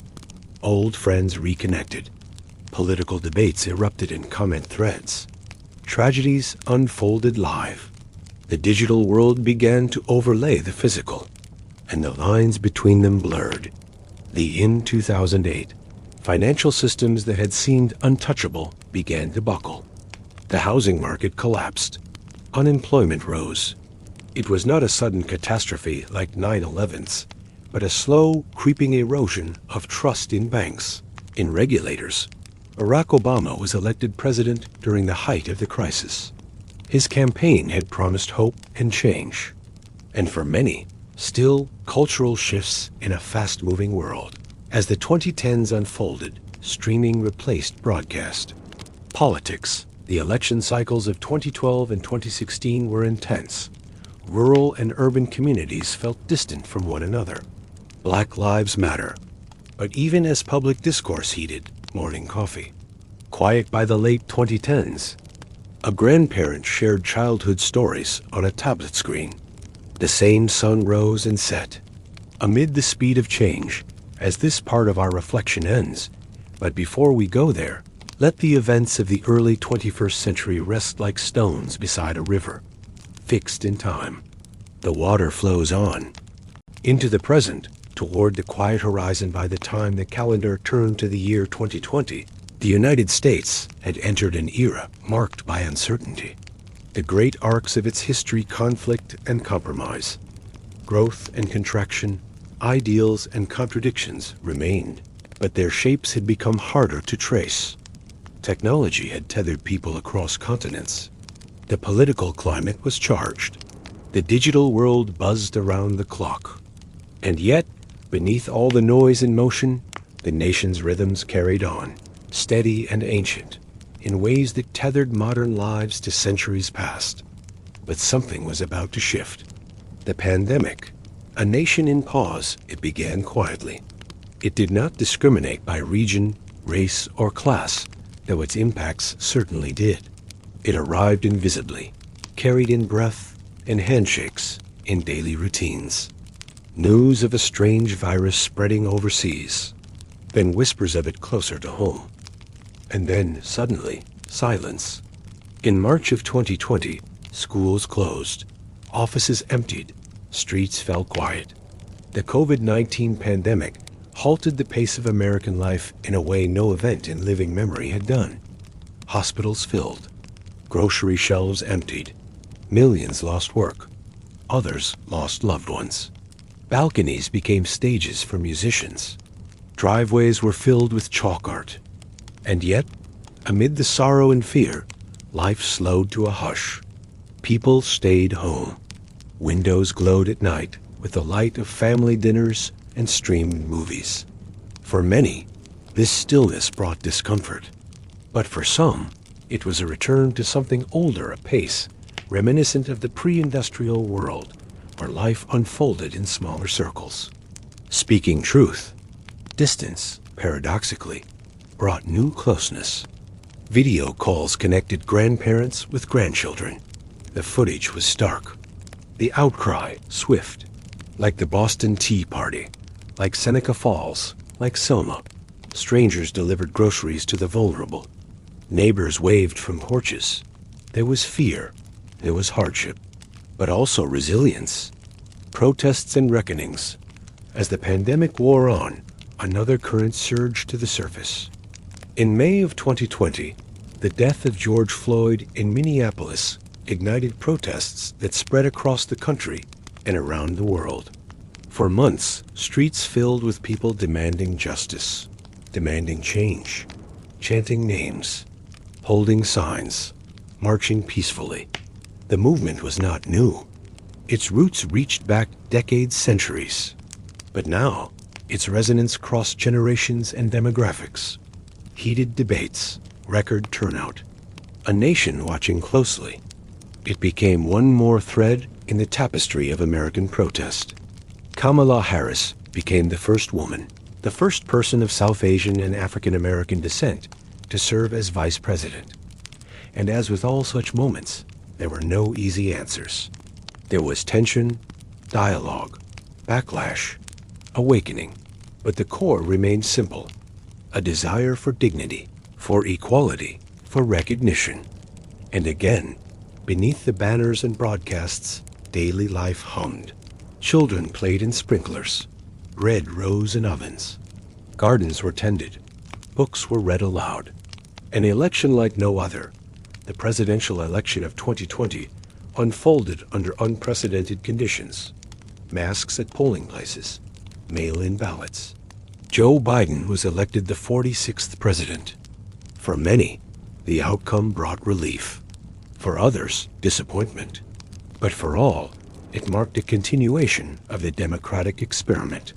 His influence endured on policy, on party politics, on cultural debates. Innovations in science, medicine, and communication continued to transform the landscape. The peaceful transfer of power, a tradition deeply woven into the nation's fabric, was tested as never before. But even amid turmoil, it held. His critics viewed him as divisive, dangerous, unprecedented. Government endured. Institutions flexed, but did not break. And once again, the people went about their lives. In apartments and trailers, in cities and on farms, Americans tucked children into bed, lit candles, cooked dinner, made plans. Americans, in massive numbers, once again participated in shaping their nation. The 2020s, a shifting landscape. As the country moved forward, new challenges emerged. Inflation, climate disasters, misinformation, international tensions, technological disruptions. But there was also quiet progress. Vaccines were developed and distributed. Businesses adapted. Education shifted. Families found new ways to gather. From handwritten constitutions to digital currencies. From muskets to machine learning. Remote work reshaped cities. Solar panels dotted rooftops. Electric vehicles became common sights. And though uncertainty lingered, so too did possibility. Donald Trump and the new shape of politics, Donald Trump, whose presidency had sharply divided public opinion, remained a central figure in national discourse, even after leaving office. He was a symptom and a cause of America's polarized environment. Farmers, teachers, artists, engineers, immigrants, descendants, dreamers.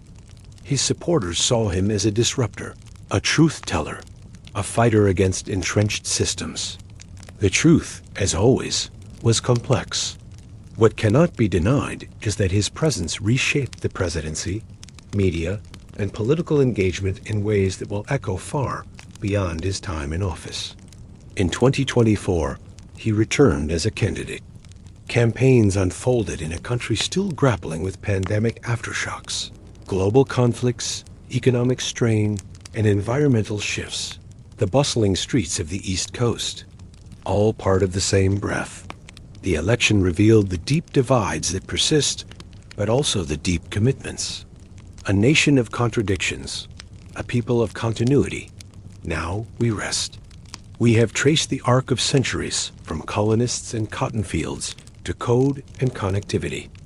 And through it all, some things never changed. The desire to build a life, to raise a family, to seek purpose, to find belonging. The debates remain, so do the contradictions. But so, too, do the efforts. In each generation, the same question echoes. What is America? A land? A set of laws? A dream? A contradiction? Perhaps all of these? Perhaps none. But always, it is a people, each one bringing their own piece to the puzzle. A soft conclusion. So now, as we close this journey, we do not end with answers. We end with quiet. A quiet filled with memory, with effort, with hope. America is not a finished thing. It is a conversation, a negotiation, a constant reimagining. As you lay back, perhaps letting your eyes close, imagine the land once more. The red deserts of the Southwest, the deep forests of the Pacific Northwest, the rolling plains of the Midwest. Each inch holds a story, some spoken, some lost.